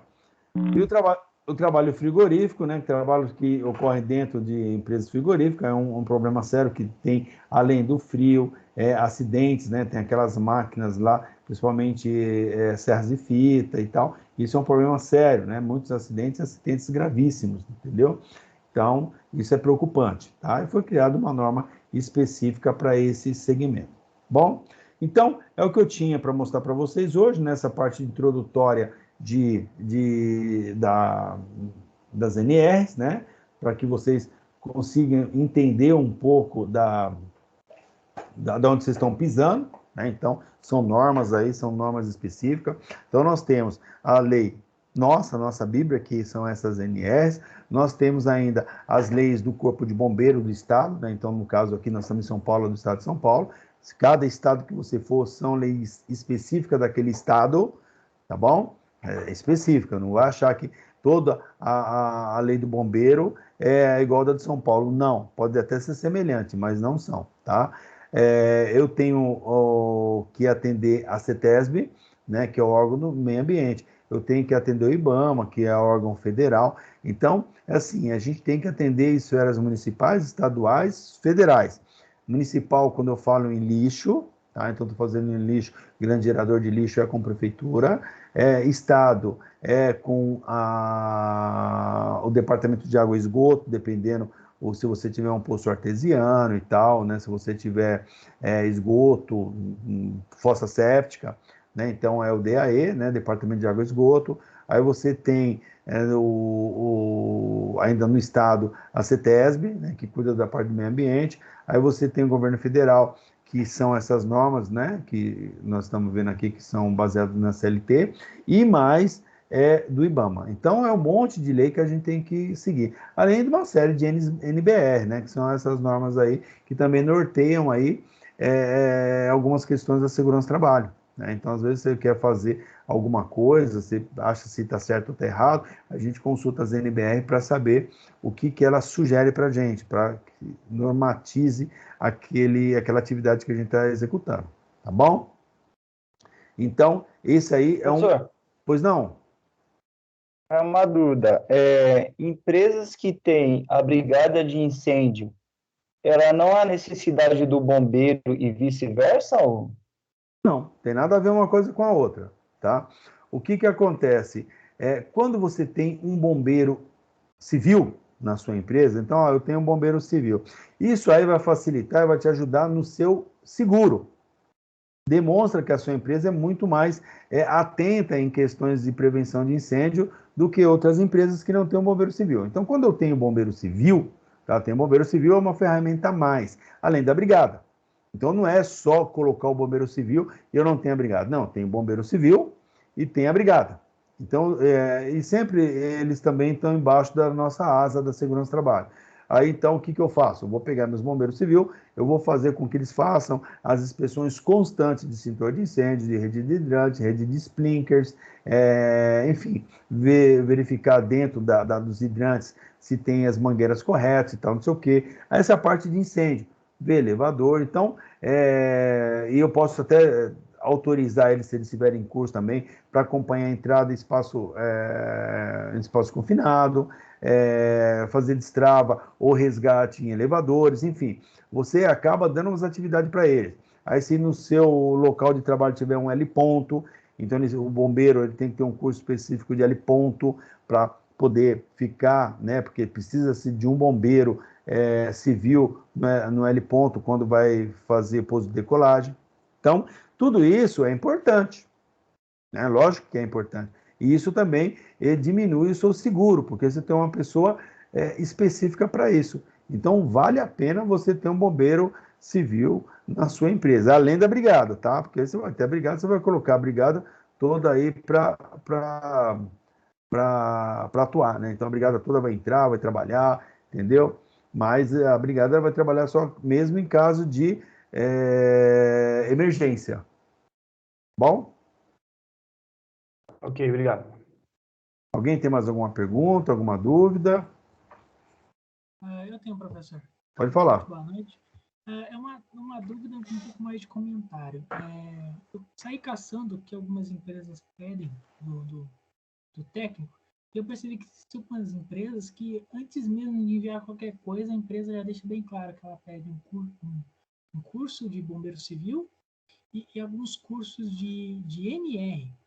Aí eu perguntei para o meu pai, que trabalha no ramo, e ele comentou comigo, que fala assim, existe um curso de NR10 e que muitas empresas pedem, embora não seja, não exista um curso oficial, obrigatório, aí já começa a entrar numa questão um pouco mais burocrática, né? Tipo, é um curso muito mais complementar de NR33 e 34 e às vezes 35. O que eu vi foi 33 e 34, porque eu estava vendo coisas de offshore. Mas meu pai comentou de curso de NR35. Esses últimos, NR33, 34 e 35, eu sei que já é um assunto muito mais complicado, que empresas pedem ou porque elas acham necessário, ou porque é para complementar o currículo, mas curso de NR10 é mais interessante se for na área, não é mesmo? Ou não, é bom também fazer os outros cursos? Mas não. O que acontece? Quanto mais conhecimento, melhor. Então, as empresas, elas não se baseiam pelo histórico do Senac, um exemplo, tá? Então, ela não se baseia com isso. Ela se baseia no currículo trivial aí das empresas, né? Das escolas de técnico de segurança. Então, escola de técnico de segurança, muitas escolas, o que eles fazem, né? Não vai nem na pista de incêndio. O cara, malemar, ele vê um extintor e beijo, tchau. Então, a empresa, para se garantir, ela quer que um técnico de segurança ele tenha uma ótica profunda sobre combate a incêndio. Vocês vão sair daqui monstro. Vocês vão sair daqui muito bom, porque nós temos aí um especialista em incêndio, né? Então, vocês têm 2 UCs, a 8 e a 9, quadro de primeiros socorros e combate a incêndio, com um cara que é muito bom, o cara simplesmente é um sargento do corpo de bombeiro, o cara está toda hora apagando fogo, o cara tem exemplos maravilhosos, o cara conhece a legislação na palma da mão, o cara é um monstro, enfim. Então, o cara vai capacitar tanto vocês vão sair daqui monstro. Só que acontece o quê? Muitas empresas, elas querem o certificado, ela quer que o cara também tenha o certificado de bombeiro civil, entendeu? Bombeiro civil, tá bom. Então, você vai fazer um curso de bombeiro civil, tá bom? Isso para aumentar a sua capacidade. Porém, quando você for fazer o curso de bombeiro civil, não indiretamente, não vai agregar muita coisa que você aprendeu aqui. Quando os caras começarem a te explicar lá, você vai falar, puta, mas isso aqui já vi tudo no Senac. O cara, mas se era aluno do Senac é diferente. Entendeu? Você já sabe tudo disso. Então, mas enfim, muitas empresas, elas querem isso. Entendeu? Elas querem porque elas entendem que muitos cursos, eles são muito fracos. Então, pede. Então, faz parte do mercado. Aí tem outras NRs que eles pedem, que é NR10. A NR10, a maioria das empresas que pedem são empresas que têm problemas com eletricidade, ou são empresas que são do ramo energético. Então, elas pedem que o cara conheça profundamente o ramo dela. É nítido, é fato. Então, é o curso da NR10. Quando é uma indústria, ele pede que o camarada conheça bem a NR12. Então, ele pede que o cara faça um curso só de NR12. Né? Um curso de NR12 é onde ele vai conhecer um pouquinho mais, sobre máquinas, travamento de máquinas, sobre proteções de máquinas. Então, ele vai avançar um pouquinho mais. Entendeu? Vocês vão conhecer profundamente. Até quando vocês forem fazer um curso de NR12, ele vai falar, caramba, isso aqui eu aprendi no Senac, mas o cara quer um certificado. Ponto.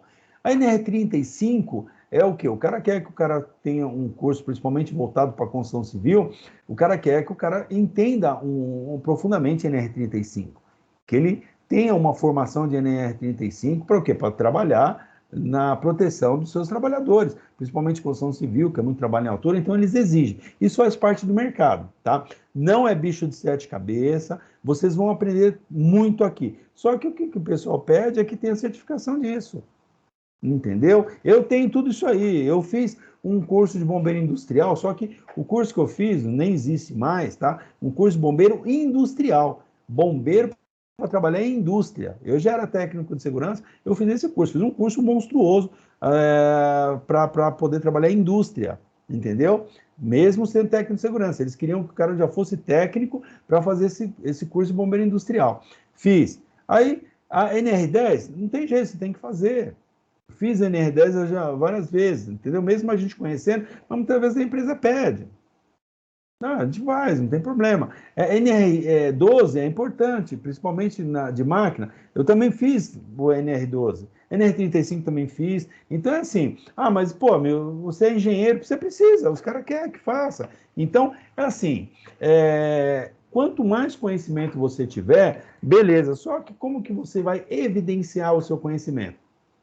Não tem como. Só o certificado de técnico de segurança ou engenheiro de segurança, às vezes a empresa fala assim, mas caramba, será? A não ser se tiver uma experiência, olha, eu sou técnico de segurança há 10 anos na Camargo Correia, um exemplo. Opa, peraí, então você quer que eu tenha... Eu já fiz um curso de NR35 lá atrás, eu vou precisar fazer outro? Não, aí é outra conversa, porque você trabalhou numa empresa responsável, entendeu? Então, o mercado é assim. Se você for trabalhar, vamos supor, no frigorífico, o cara vai querer que você conheça a NR36. Você vai trabalhar na saúde. Ou eles pedem uma pessoa que tenha, que já veio da área da saúde, porque são particularidades, né? São coisas específicas. Rural, entendeu? Para você trabalhar na questão rural, o cara vai querer saber se você já trabalhou, senão você vai ter que aprender na marra os negócios. É igual embarcado. Tal, você falou aí, né, 36. Então, o que acontece? O camarada, ele está trabalhando embarcado, vai ter que ter um curso de offshore. Você não consegue trabalhar embarcado se não tiver esse curso. Esse curso de offshore é um curso para resgate. Então, e se a ponte, a plataforma pegar fogo? Como é que faz? Então, você vai ter que ver um curso que te prepara para isso, entendeu? Beleza, precisa fazer? Vou fazer. Eu não tenho, porque eu nunca trabalhei em offshore, nunca tive nenhum interesse em trabalhar nesse lugar. Mas, se você tem interesse, você tem que fazer. São os melhores salários, tem todas as coisas positivas, mas tem que fazer. Então, faz parte da nossa vida, tá, gente? Estudar sempre. Então, não se sinta assim, mas eu estou fazendo um curso e ainda tenho que aprender mais um certificado, mas são cursos rápidos, entendeu? Tem até pela internet, aí tem um monte desses cursos aí que fazem pela internet que são muito bons. Beleza, jovem? Beleza, obrigado, professor. Mas é importante, mas você já deu um tiro certeiro, que é o quê? É aquilo que eu comentei já numa aula qualquer aí, vocês devem o quê?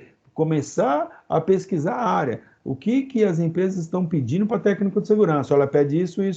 Opa, deixa eu já colocar isso aqui. Não. O que eu sei? Isso aqui. O que eu não sei? Opa, deixa eu já correr atrás disso aqui. O que a empresa está pedindo? Opa, isso aqui eu já sei, eu vou pegar essa frase e vou colocar no meu currículo, que eu já sei isso. O que a empresa pede, entendeu? Então, você já deu o pontapé inicial perfeito. Você está certíssimo, entendeu? Ouviu o conselho, é isso aí mesmo. Foi lá nas empresas, pesquisou, vaga de técnico de segurança, o que tem, já era. Beleza? Quem mais? Tá ótimo. Obrigadão, professor. Nada, Luiz. Ô, professor. Opa. Eu sou Miguel, bombeiro civil. Olá, Miguel. Como uma experiência própria, complementando a pergunta que acabaram de fazer, eu fiz o curso de NR20 como bombeiro civil. Também. E lá estava cheio de técnicos em segurança, de multinacional, que a própria empresa exigia para eles ir a fazer, a própria empresa pagava para eles ir a fazer o curso. E entre as experiências deles ficava, por exemplo, um técnico em segurança que não tinha certificação de NR20, e ele fazia inertização do carro-pipa com CO2. E aí terminou dando um acidente pelo atrito do CO2 no carro-pipa e terminou explodindo. Então, a meu parecer, por isso que pedem uma complementação mais rigorosa com esses cursos. Sim, quando são indústrias químicas, o que acontece? Eles investem na preparação do profissional. Então, vamos supor, você entrando numa indústria química, eu sou técnico de segurança, fiz curso no Senac, tal. A indústria química, normalmente, ela prefere uma pessoa que, ou a pessoa já vem da área de indústria química e farmacêutica, ou de uma pessoa nova, recém-formada, porque eles vão capacitar essa pessoa, que a pessoa não tem vícios. Ela está zerada, ela vai entrar na empresa, eles vão moldar ela conforme elas querem, então é importante. A indústria química ela tem uma série de particularidades, ou seja, uma falha numa indústria química, uma falha, às vezes uma falha besta, pode explodir uma planta, então tem que se preocupar muito com isso, entendeu? Então a segurança do trabalho em indústria química, ela funciona muito bem, e eles exigem do profissional de segurança do trabalho um monte de coisa.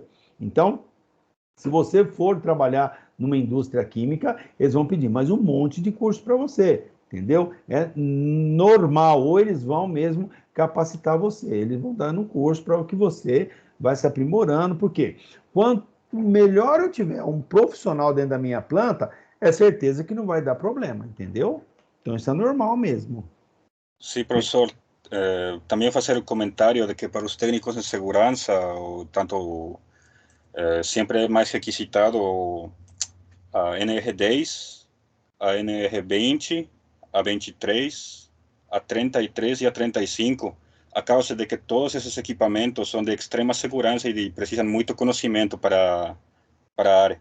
Sim, isso é verdade. Por isso que aqui, conforme eu falei, são NRs que vocês vão aprender profundamente, porque tem que conhecer ela profundamente, entendeu? Porque são algumas NRs, elas são importantes na nossa vida, né? Faz parte do nosso show, a gente tem que entrar lá fora e tem que conhecer elas profundamente, tá? Então é importante isso aí. É bacana que você está sintonizado nisso aí, isso vai agregar muito, né? É importante que vocês, galera, participem, né, aqui da nossa conversa, que vocês coloquem a experiência de vocês aqui em pauta, para que outros colegas que não conheçam isso aí, esse universo, começar também se familiarizando. Então, se alguém tiver exemplos aí de situações semelhantes, pode entrar aqui, falar. Enfim, nós somos uma família, onde nós temos que compartilhar. Eu, Hamilton, não sou dono da verdade e também, às vezes, eu não tenho uma quantidade de exemplos para dar, mesmo eu tendo 26 anos de experiência, mas às vezes eu não tenho um exemplo específico para determinada situação, e algum de vocês tem, então é importante vocês levantar a mão, opa, eu tenho um exemplo disso aí, aconteceu como o Tuco falou agora, né, falou, olha, eu tenho aqui um exemplo que o camarada fez uma situação assim, explodiu, entendeu? Isso é importante, isso vai enriquecer muito as nossas aulas, beleza? Mais alguém? Miguel, você prefere que chama Miguel ou de Tuco? Tanto faz. Meus amigos sempre me chamam de Tuco. Então tá bom. Então, tanto faz, tá, vou chamar de Tuco. Pronto. Beleza, Tuco, obrigado. Alguém tem mais algum comentário que queira fazer? Professor. Oi, Zé. Eu estava vendo recentemente um vídeo de uma cozinha de um restaurante aparentemente bem movimentado, assim, então tem uma parte, assim, enorme que é voltado à fritura, né, então suponho eu que tem ali um volume de óleo quente, muito quente ali. E aí caiu uma fagulha de fogo dentro desse óleo, né? Então, totalmente inflamável, eu acho que a pessoa não tinha um pouco de conhecimento, e aí ela... Jogou água. Ao invés de abafar, ela jogou água, né? E aí foi um negócio assim que tomou conta da cozinha inteira e pegou alguns outros cômodos. Então, assim, é muito importante a gente se atentar a isso, porque acontece em casa se a gente não tomar cuidado. Porque às vezes eu mesmo aqui em casa estou fritando um bife, vou tirar a tampa da panela do arroz, o vapor da panela do arroz cai na frigideira e sobe o fogo, né? Não, e às vezes nem é isso. Às vezes você está fritando o seu bife, tá? Então, o que é recomendado, né? Então, você tira, né, a panela, né, a frigideira, né, com tampa e tudo, vai até a pia, né? Aí, quando você chega na pia, você tira a tampa, vira o bife, põe a tampa e volta lá. Só que a galera não faz isso. O que a galera faz? Ele destampa e começa a borbulhar. E aí o fogo vem, e aí tem atrito, aquele fogão, simplesmente você coloca a tampa, abafou, tal. Por isso que a gente recomenda. Vou virar meu bife, o que eu faço? Eu pego a frigideira, né, com tampa e tudo, vou até a pia, tiro a tampa, viro o meu bife, ponho a tampa, nunca vai ter problema de fogo, entendeu? Agora, isso é um problema sério que se tem, entendeu? O camarada chegar na gordura, jogar uma gota de água. Se for uma gota de água, já é um problema sério. Vocês vão aprender isso lá na frente, entendeu? Vocês vão ver incêndios aí, que o Rodrigo vai colocar como exemplo. Ele filma, né, o salvamento dele, ele coloca aí, né? Então é uma coisa muito ativa, uma coisa fantástica, né? Muito bom. Então, mas no decorrer a gente vai dando umas dicas aí. E isso é importante que você falou. Numa cozinha, uma cozinha industrial, a gente se preocupa muito com isso. E a coifa, né? A coifa é o quê? O camarada tem que limpar, porque senão essa gordura pode subir, né? O fogo subir e pega nessa gordura que tem a coifa, nossa, vira um perereco, né? Isso é um perigo gigantesco. Mas vocês vão também, durante o curso, essas dicas, né? A gente vai surgindo dicas, a gente vai falando de situações. Normalmente eu até posto no WhatsApp, né, algumas coisas que acontecem, eu vou jogando, né, paulatinamente, para vocês começarem a tomar conhecimento, começarem a discutir essa questão de prevenção em acidente. Beleza, Zé?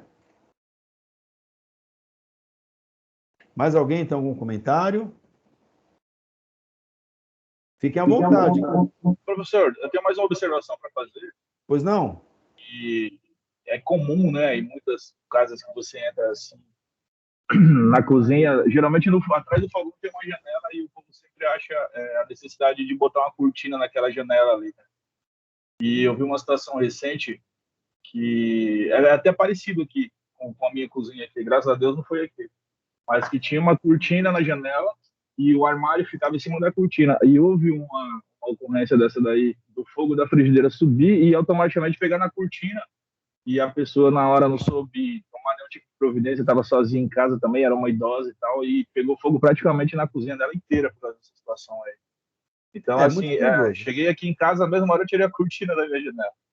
Não, mas é assim, a gente vai falando tanta coisa, e vocês vão vendo tanta coisa, que vai chegar num tempo que vocês vão estar pensando num milhão de coisas, tá? Então, um exemplo, tá? A gente que é da prevenção, você quando não entende de segurança nenhuma, você entra num cinema, um exemplo, e você quer ficar lá no fundão. Nós, prevencionistas, a gente quer ficar perto da saída de emergência, entendeu? Então, os casalzinhos querem ficar se amarrando lá no fundo. A gente que é de prevenção, fala com a namorada, vamos sentar aqui, mas aqui, aqui, minha filha, aqui porque é a saída, se o bicho pegar aqui, nós estamos mais próximos, entendeu? Então, você começa a pensar nisso. Aí você começa a pensar até em vagão do trem. Ó, eu não vou pegar no primeiro, porque se der uma paulada eu já vou pro saco, eu vou pegar lá mais atrás. Ó, eu não vou sentar no ônibus, né, naquele banco mais alto. Tem gente que só gosta de sentar no banco mais alto. Se o cara dá uma freada, eu vou parar lá na frente, eu vou sentar no banco de trás do alto, porque esse tal eu tenho uma... Então você começa a viajar nesse mundo de prevenção, que é coisa de louco. Você vai num barzinho, você senta e já começa a visualizar aqui, vou ficar aqui, se pegar fogo aqui, eu saio por ali. Você começa já, entendeu? Você vai na casa de alguém e já começa a ver, opa, tem um negócio aqui. Às vezes você começa até a dar sugestão. Você vai no hotel, né? A gente que viaja bastante, né? Chega no hotel, você já vê as condições de segurança. Ó, aqui tem um extintor, aqui não tem. Olha isso aqui, tal. Na sua casa, você começa também a viajar nessas ideias. Você começa a ver, pô, meu, isso aqui realmente é perigoso. Eu falei de que você gasta muita energia com o micro-ondas. Tem cara que a gente fala isso, o cara já chega e tira o micro-ondas, pum, já tira lá, vai ver no final, pô, é verdade o que o cara falou, entendeu? Então você começa, a partir desse estoque e desse conhecimento de segurança, você começa a ficar, não neurótico, mas você começa a pisar em ovos, entendeu? Você começa, aí, pô, de vez em passar na rua normal, você vai na faixa de pedestre. Você começa a andar no caminho certo, que ele é mais seguro do que o caminho errado, entendeu? Então, a forma de dirigir, aí você já começa automaticamente a ter uma distância do carro dianteiro, você não vai querer mais sair correndo, dando cavalo de pau e papapá, passando no sinal vermelho, tal, porque você se torna exemplo. Na empresa, você não vai pisar na bola, porque você é o exemplo. As pessoas estão tudo de olho em você, entendeu? Então, nós somos exemplo na empresa. Você tem que andar certinho.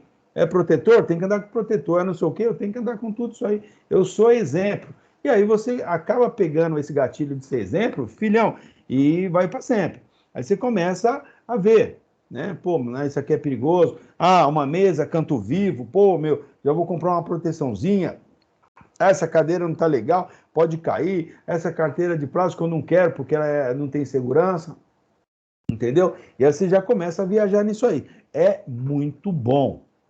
Entendeu? É muito bom. Você começa a orientar, entendeu? Pessoal, se daqui a pouco você está igual velho, querendo tirar o tapetinho da sala, porque alguém pode escorregar, ou isso aqui está muito liso, colocar um antiderrapante, ou já tal, ppp, entendeu? Isso é prevenção, tá? Mas o que é isso? É fundamental o que você está fazendo. Então, por que eu estou fazendo isso? Porque isso existe um risco de acontecer isso, entendeu? Isso é importante.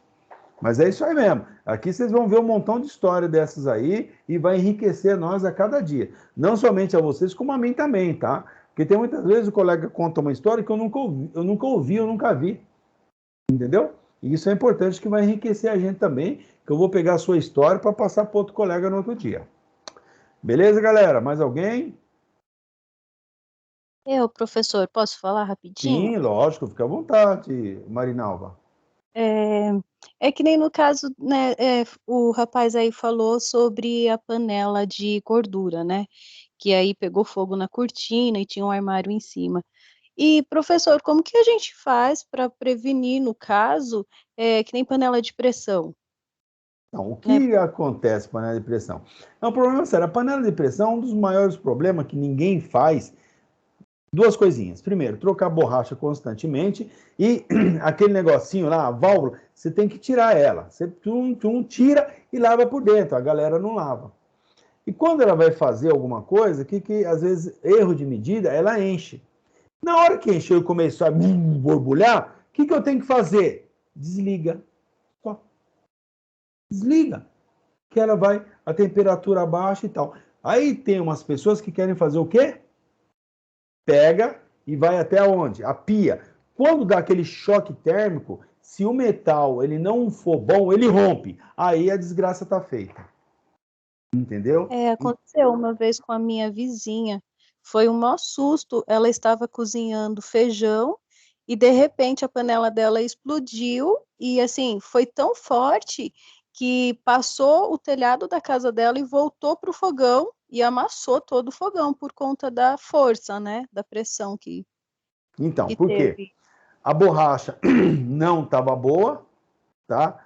E às vezes tem outro problema sério, que a mulherada tem 3 panelas de pressão e depois não sabe quem a tampa que é de quem, a hora que deu e encaixou ali pau no gato. Então tem que ver a presilha, você tem que fazer uma inspeção na panela. Entendeu? Então comprou a panela e tal, troca sempre aquela borracha ressecou, já troca. É tão baratinho, troca a borracha, tira o pino, lava o pino por dentro e não enche, porque principalmente feijão, o que vai acontecer? A pessoa coloca água, ele vai inchar. Quando ele incha, exatamente, então ele sobe. Quando ele sobe, ele começa a pular, aí ele pum, entra e tampa, né? tampa o negócio. Aí com a pressão vai empurrando ele para tampou o negócio. E o que vai acontecer? Ele começa, aí vira uma caldeira. Então a pessoa tá percebendo. Parou de sair ali os vapores, desliga o fogão, tá? Mas o que a gente medidas certas de água, entendeu? Às vezes o pessoal quer encher de água, é complicado, isso é perigoso. E o mais perigoso é nunca faça isso. Pega a panela e coloca embaixo da água fria para esfriar ela. Não façam isso, tá? Então, começou a borbulhar, vai explodir, nada, desliga. Só isso. Ela está vazando porque está ressecado o negócio, começou a vazar aquela coisa, vai sujar todo o seu fogão. Né? O máximo que você pode fazer é levantar, coloca um pano e paciência, senta e chora. Né? Espera um pouco, na hora que esfriar tudo, e nada de forçar. O pessoal acaba forçando, pega uma colher e coloca no bico, né? De novo, e agora? Mais um pouquinho, né? Até sair toda a pressão, deixa, filho. Tem que esperar. A minha mãe faz isso. Então, não é recomendado, porque o que acontece? Começa a sair, quando começa a sair numa pressão maior do que aquela que ele já está pronto, vai fazer o quê? O feijão, aquele negócio que está lá dentro, ele também vai subir. Quando ele sobe, entope, aí o problema é pior. Entendeu? Então, deixa. Ele tem o tempo certo de descompressão. Você não pode acelerar essa descompressão, tá? Mas o que tem? Ainda se está no finalzinho, tal. O barulho está tão pequenininho, aí tudo bem, a pressão está pouca. Agora, no início, você fazer isso realmente é muito perigoso. A gente não recomenda, tá? Panela de pressão é uma caldeira. Vocês vão aprender, né? Lá na frente, que eu falei NR13, vaso de pressão e caldeira, isso é uma caldeira. E ela explode, tá? Com certeza, o Rodrigo deve ter 1 milhão de casos como esse aí, de panela de pressão. Então, quando ele fala, dá até medo, a gente até se assusta, entendeu? Não dá mais nem vontade de fazer feijão na panela de pressão. Mas, enfim, se for de uma forma segura, não tem problema nenhum. Tá bom, Marinalva? Tá ótimo, professor, obrigada. Nada, mais alguém tem algum comentário? Tranquilo, galera? Antônio? Ô, professor. Sim? Assim, eu não sou daqui, né? Sou do Maranhão, do Nordeste. Lá minha mãe mora no interior, né? Lá no caso, eu botei a frigideira com óleo para esquentar, subiu chama. Só que em vez de jogar água, eu joguei areia. É recomendável ou não? Também, mas só que o que acontece? É uma coisa que você só perdeu o que você estava lá dentro. Entendeu? Era só você colocar a tampa, abafou. E quando você joga areia, é a mesma coisa. A areia tem o fator de abafamento. Só isso. Então, só que aí você sujou, perdeu tudo o seu óleo que estava lá, enfim. Aí você colocasse a tampa, acabou o problema. Com o preço que a carne está hoje... Cuidado, filho. Ó. Tudo bem que lá no Maranhão, lá, no mínimo, era do seu corte, né? Dos seus bezerros lá que você tem, mas a carne tá cara, cuidado. Com o preço que a carne está aqui em São Paulo, se você fizer isso aqui, você vai preso. Você tá louco. Nada, você come com terra e tudo. Não, lá tem umas galinhas de Angola, tem uns porcos, tem lugar para pescar. Não, isso é perfeito, não tem sombra de dúvida. Mas eu digo assim, a ação que você fez foi bem porque você resolveu o problema. Só que é o seguinte, quando você joga areia, né, aí você estragou o material. É a mesma coisa, depois vocês vão aprender lá em fogo, né, em combate a incêndio, você jogar, vamos supor, um pó químico num produto, né, num eletrônico, um exemplo, né? Então, você joga um pó, acaba, às vezes, danificando, né, peças e tal, por isso que eles recomendam CO2. Mas isso é lá para frente, tá? Não vamos colocar a carroça na frente dos bois.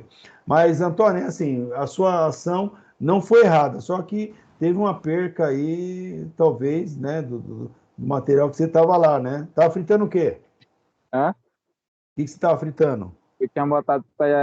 Já tinha botado óleo para esquentar, mas ainda não tinha botado. Eram uns peixes que tinha pescado. Então. Menos mal, só perdeu o óleo, né? Então, o óleo também é a mãe que tira.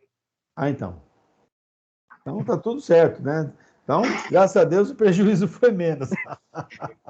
Mas tá bom. Mas alguém tem mais alguma pergunta, algum comentário? Professor, eu vi que você falou aí do lance aí, de sentar no ônibus, no banco alto do ônibus lá. Hoje em dia eu acho que não, acho que até para evitar esse tipo de situação, se você sentar, por exemplo, no banco de trás daquele banco alto, você não consegue mais encaixar os pés embaixo dele que nem você conseguia antigamente, né? Eu tive um amigo que, um tempo atrás, quando ainda havia aquele espaço que você senta, você encaixa o pé embaixo dos ônibus, embaixo do banco, assim, o pneu do ônibus estourou com tudo, assim, eu não sei o que houve direito, e o banco que ele estava desceu, pegando as duas pernas da pessoa que estava atrás, com as pernas esticadas, entendeu? Então deu fratura exposta e o caramba nessa situação aí. É bom ficar ligeiro no alerta também.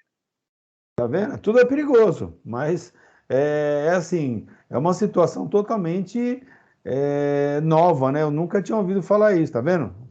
Aquilo que eu falei alguns minutos atrás, eu nunca tinha ouvido falar isso, que iria estourar um pneu, ia romper aquela proteção do pneu, ia pegar na perna do cara que está lá em cima. Mas é possível, entendeu? Então, se existe o risco, a gente tem que se precaver.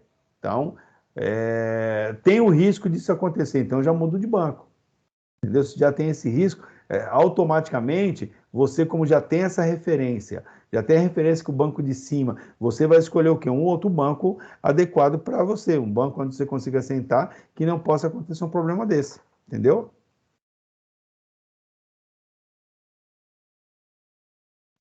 Beleza, galera? Alguém tem mais alguma pergunta, alguma dúvida? Professor. Oi. Boa noite. Boa noite. Estava tendo esses comentários sobre esses incidentes na cozinha com óleo, panela de pressão, e recentemente eu terminei um curso técnico em Química, e a gente sempre vinha falando, né, nas aulas sobre uma cozinha. A cozinha a gente tratava como se fosse um laboratório, né, porque tem altas temperaturas, tem baixa temperatura, pressão, que é uma panela, e tem tudo, né, tudo que tem no laboratório e tem numa cozinha. E juntando tudo isso que tem falado na aula de hoje, eu também faço parte da brigada de incêndio da empresa, vai para o 6º ano. E esse mês eu vou me tornar coordenador da brigada de incêndio lá. Bacana. O senhor acha tranquilo, assim, exercer já uma função, ter uma função já e exercer mais essa de coordenador da brigada? O senhor acha tranquilo numa empresa química, no caso? Não, tem. O que vai acontecer? Você se formando em segurança do trabalho, se você tiver a condição de entrar nessa mesma indústria que você está lá, já está lá, com certeza os caras vão te aproveitar, entendeu? Pelo tempo que você está. Esse cargo que você tem aí pode até agregar, né, a sua função com esse cargo de coordenador de brigada, entendeu? Isso é fantástico, porque normalmente nós da segurança do trabalho que nós coordenamos todo esse sistema aí. Então pode ser que você continue sendo um coordenador, né? Ou tem um outro cargo acima, né? No seu no cronograma, no fluxograma, como que tá? O topo é o coordenador?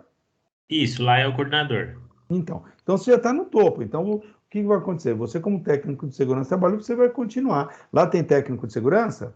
Não tem. Na pandemia mandou embora, foi demitido, aí precisou de um outro, né? Que a empresa está adequando algumas normas de ergonomia, essas coisas. Aí tá precisando e me selecionaram para fazer o curso. Ah, tá. Então vou aproveitar você lá. Legal. E tem engenheiro de segurança, não? Engenheiro, não. Tá, porque a empresa tem muitos funcionários? Tem 50 funcionários. Ah, tem pouco. Então, aí não precisa, né? Só precisa de um... se for grau de risco 4, precisa de um técnico, mas se for 3, né? Mas indústria química é grau de risco 4. Mas legal. Bacana isso aí. Vai ser muito importante para você, porque você já tem um cargo de coordenação e com o curso de técnico de segurança, isso vai te capacitar e te abrir as portas assim. Em questão, gente, quando eu falo abrir a porta de conhecimento. A nossa área, ela é um leque de informação. Então, o que vai acontecer? Vocês vão conhecer muita coisa.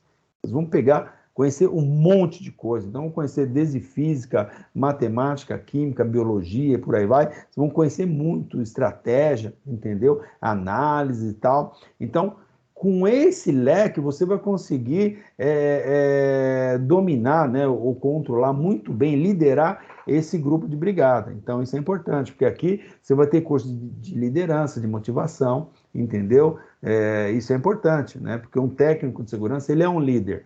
Então, ele tem que capacitar vocês ter pensamento de líder, não pensamento de peão. Porque você está na frente, você está na coordenação, você está na ponta, né? O técnico é isso. Então, a gente tem que capacitar vocês para pensar também como vocês estão, como chefe, né? Como posição de coordenação. Beleza, Douglas? Beleza, professor. Valeu. Alguém tem mais alguma pergunta, algum comentário? Ô, professor. Sim? Como uma dica para o Douglas, que acabou de fazer uma pergunta, ele pode comprar ou, melhor ainda, descarregar no seu celular o manual da Biquim. Sim, também. Que é em caso de emergência de produtos perigosos. Aí vem todo o que tem que fazer em caso de emergências. Sim, da Biquim também. Tem uma revistinha, você entra lá no aplicativo, tem, entendeu? Assim, vocês observam que é um monte de informação para vocês aprenderem durante o curso. Então, a gente não consegue passar tudo ao mesmo tempo. Por isso que a gente tem que ir paulatinamente, né? Vai ter um momento que vocês vão ter só química, tá? Vai ter um momento aí que vocês vão ter a parte de química. Então, o pessoal vai ensinar vocês alguma questão de química, né? Principalmente de avaliação química e tal. Então, eu não posso ficar misturando muito essas coisas agora, porque vai atrapalhar lá na frente, entendeu? Então, a gente tem que ser paulatino. Devagarzinho, a gente vai avançando, tira as dúvidas aqui, mas isso vocês vão conhecer profundamente lá na UC3 e UC4. Beleza, galera? Alguém tem mais algum comentário para fazer? Só agradecer o Tuca aí pela dica. Sim, o Tuca. É importante essas participações, gente. E isso é para todos, né? Todos devem participar, que aí nós estamos trabalhando primeiro a sua participação, isso é importante. Você entrar na conversa e se envolver, porque o técnico de segurança tem que se envolver, tem que chegar chegando, se está com dúvida tem que tirar, não pode ir para a cama com dúvida, tá? Então a gente tem que tirar as dúvidas aqui. E pelo grupo de pessoas que tem aqui, um grupo muito bom, que tem pessoas que trabalham em diversos segmentos, que vão agregar muito para a gente. Então, vocês veem, em poucas conversas, aí o Tuca já falou alguma coisa, o Zé já falou, o Douglas, o Antônio, a Marinal, enfim, a galera tá falando algumas coisas aí que vai enriquecer na aula. Isso é super importante, a participação. Beleza, galera? Mais algum comentário? Eu queria fazer mais perguntas. Eu sei que está cedo até para fazer essas perguntas, mas se o senhor não vê problema em respondê-las, sim, eu gostaria de fazer. Pode falar, eu trabalho no RH, no hospital aí no Ermelino, próximo ao Tatuapé, né? Eu dei hospital. Eu trabalho no RH. E lá eu fui incentivado, né? Eu gostei muito, a primeira vez que eu tive contato com o setor de técnico de segurança do trabalho, né? Aí eu gostei muito. E o meu futuro que eu pretendo fazer é engenharia, né, civil. E querendo ou não, o técnico é praticamente uma mão só, né, para chegar até lá, porque dá para ser, eu fiquei sabendo que dá para ser engenheiro do trabalho, e até o senhor mesmo já tinha até comentado. Que acho que você é engenheiro do trabalho também, eu acho, se eu não me engano, professor. Aí eu queria saber, após terminar o curso técnico, se iniciaria direto na faculdade ou teria uns cursos a mais que seria bom eu fazer antes de fazer esse passo a passo? Vai depender do seu tempo. Então, o que eu, Hamilton, fez? Tá? Eu, primeiramente, fiz o curso técnico de segurança, lá atrás, né? Depois do técnico de segurança, eu fui fazer o quê? Eu fui fazer um técnico em construção civil. Depois do técnico em construção civil, aí eu tinha até começado a fazer engenharia de telecomunicações, que na era, né, que estava vindo a telecomunicações para o Brasil, então eu fui fazer engenharia elétrica ou eletrônica, né, que era elétrica com habilitação eletrônica, de telecomunicação. Só que eu não tinha grana para pagar, porque era muito caro. Antigamente engenharia era uma fortuna, não era qualquer um que estudava. E aí eu comecei, mas não tinha grana. Não, hoje está mais barato, né? Mas antigamente era muito caro, muito caro. Então, antigamente era em torno, falando em valores de hoje, em torno de R$ 1.500, R$ 1.800. Aí, o que eu fiz? Caramba, fazer engenharia, mas não consegui, estudei 6 meses, não tinha condição de pagar. Aí eu fui fazer matemática. Eu falei, qual que é a base da engenharia? A base da engenharia é matemática e física. Aí eu fui fazer matemática com habilitação em física, a nível licenciatura. Aí eu fiz matemática com habilitação em física, depois eu fui fazer engenharia ambiental. Aí eu fiz a engenharia ambiental, eliminou todas as matemáticas e todas a física, eliminou tudo. Aí eu não fiz. Então, o mais difícil na engenharia é a matemática e a física. Eu já tinha feito, então eliminei. Então, saiu de enrosco. Depois da engenharia ambiental, eu fiz a pós de engenharia de segurança.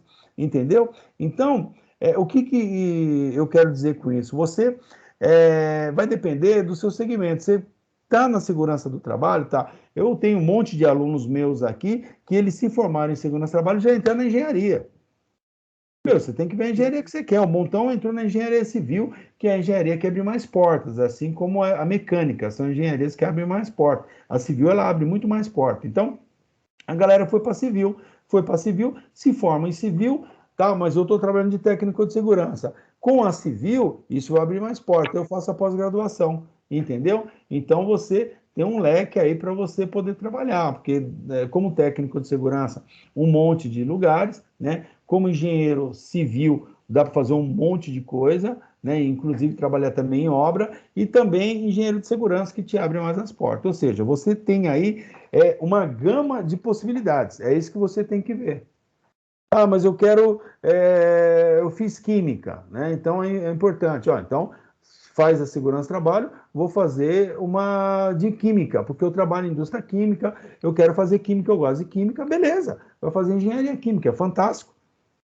Entendeu? Fazendo engenharia química, depois faz a pós-graduação. A pós-graduação é a chave para a gente entrar na área de engenheiro de segurança, só isso.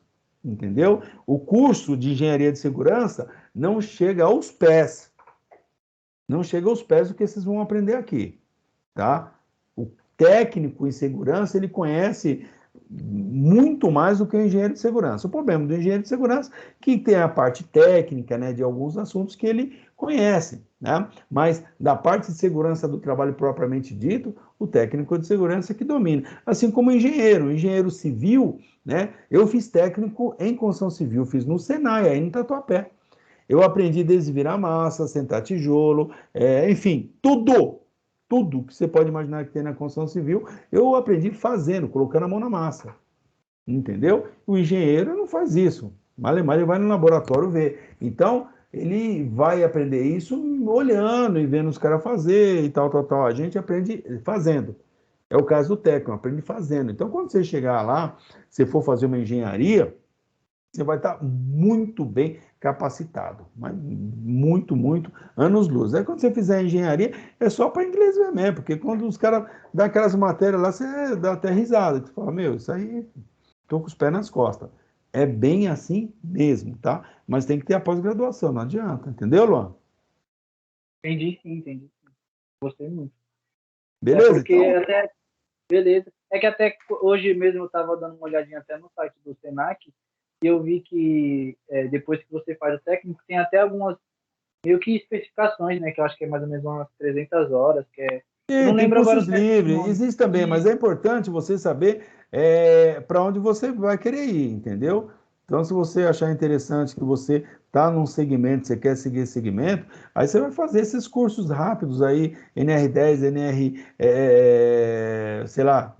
NR15, NR13, 33, enfim, tem um monte de NRs aí, cursos específicos.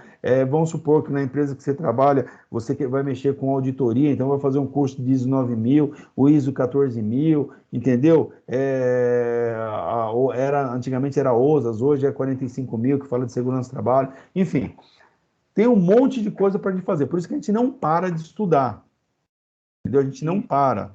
Tá? A gente tem que estar sempre ativo, porque senão você está fora do mercado. A gente tem que estar a nossa cabecinha lendo todo dia as coisas, fazendo curso para se aprimorar, senão não tem jeito, senão a gente não vai conseguir muita coisa lá fora, não. Beleza, Luan? Beleza, professor, muito obrigado. Tá, alguém tem mais algum comentário, alguma pergunta para fazer? Beleza, galera. Não tem nenhuma pergunta, nenhuma dúvida. Eu vou encerrar a gravação.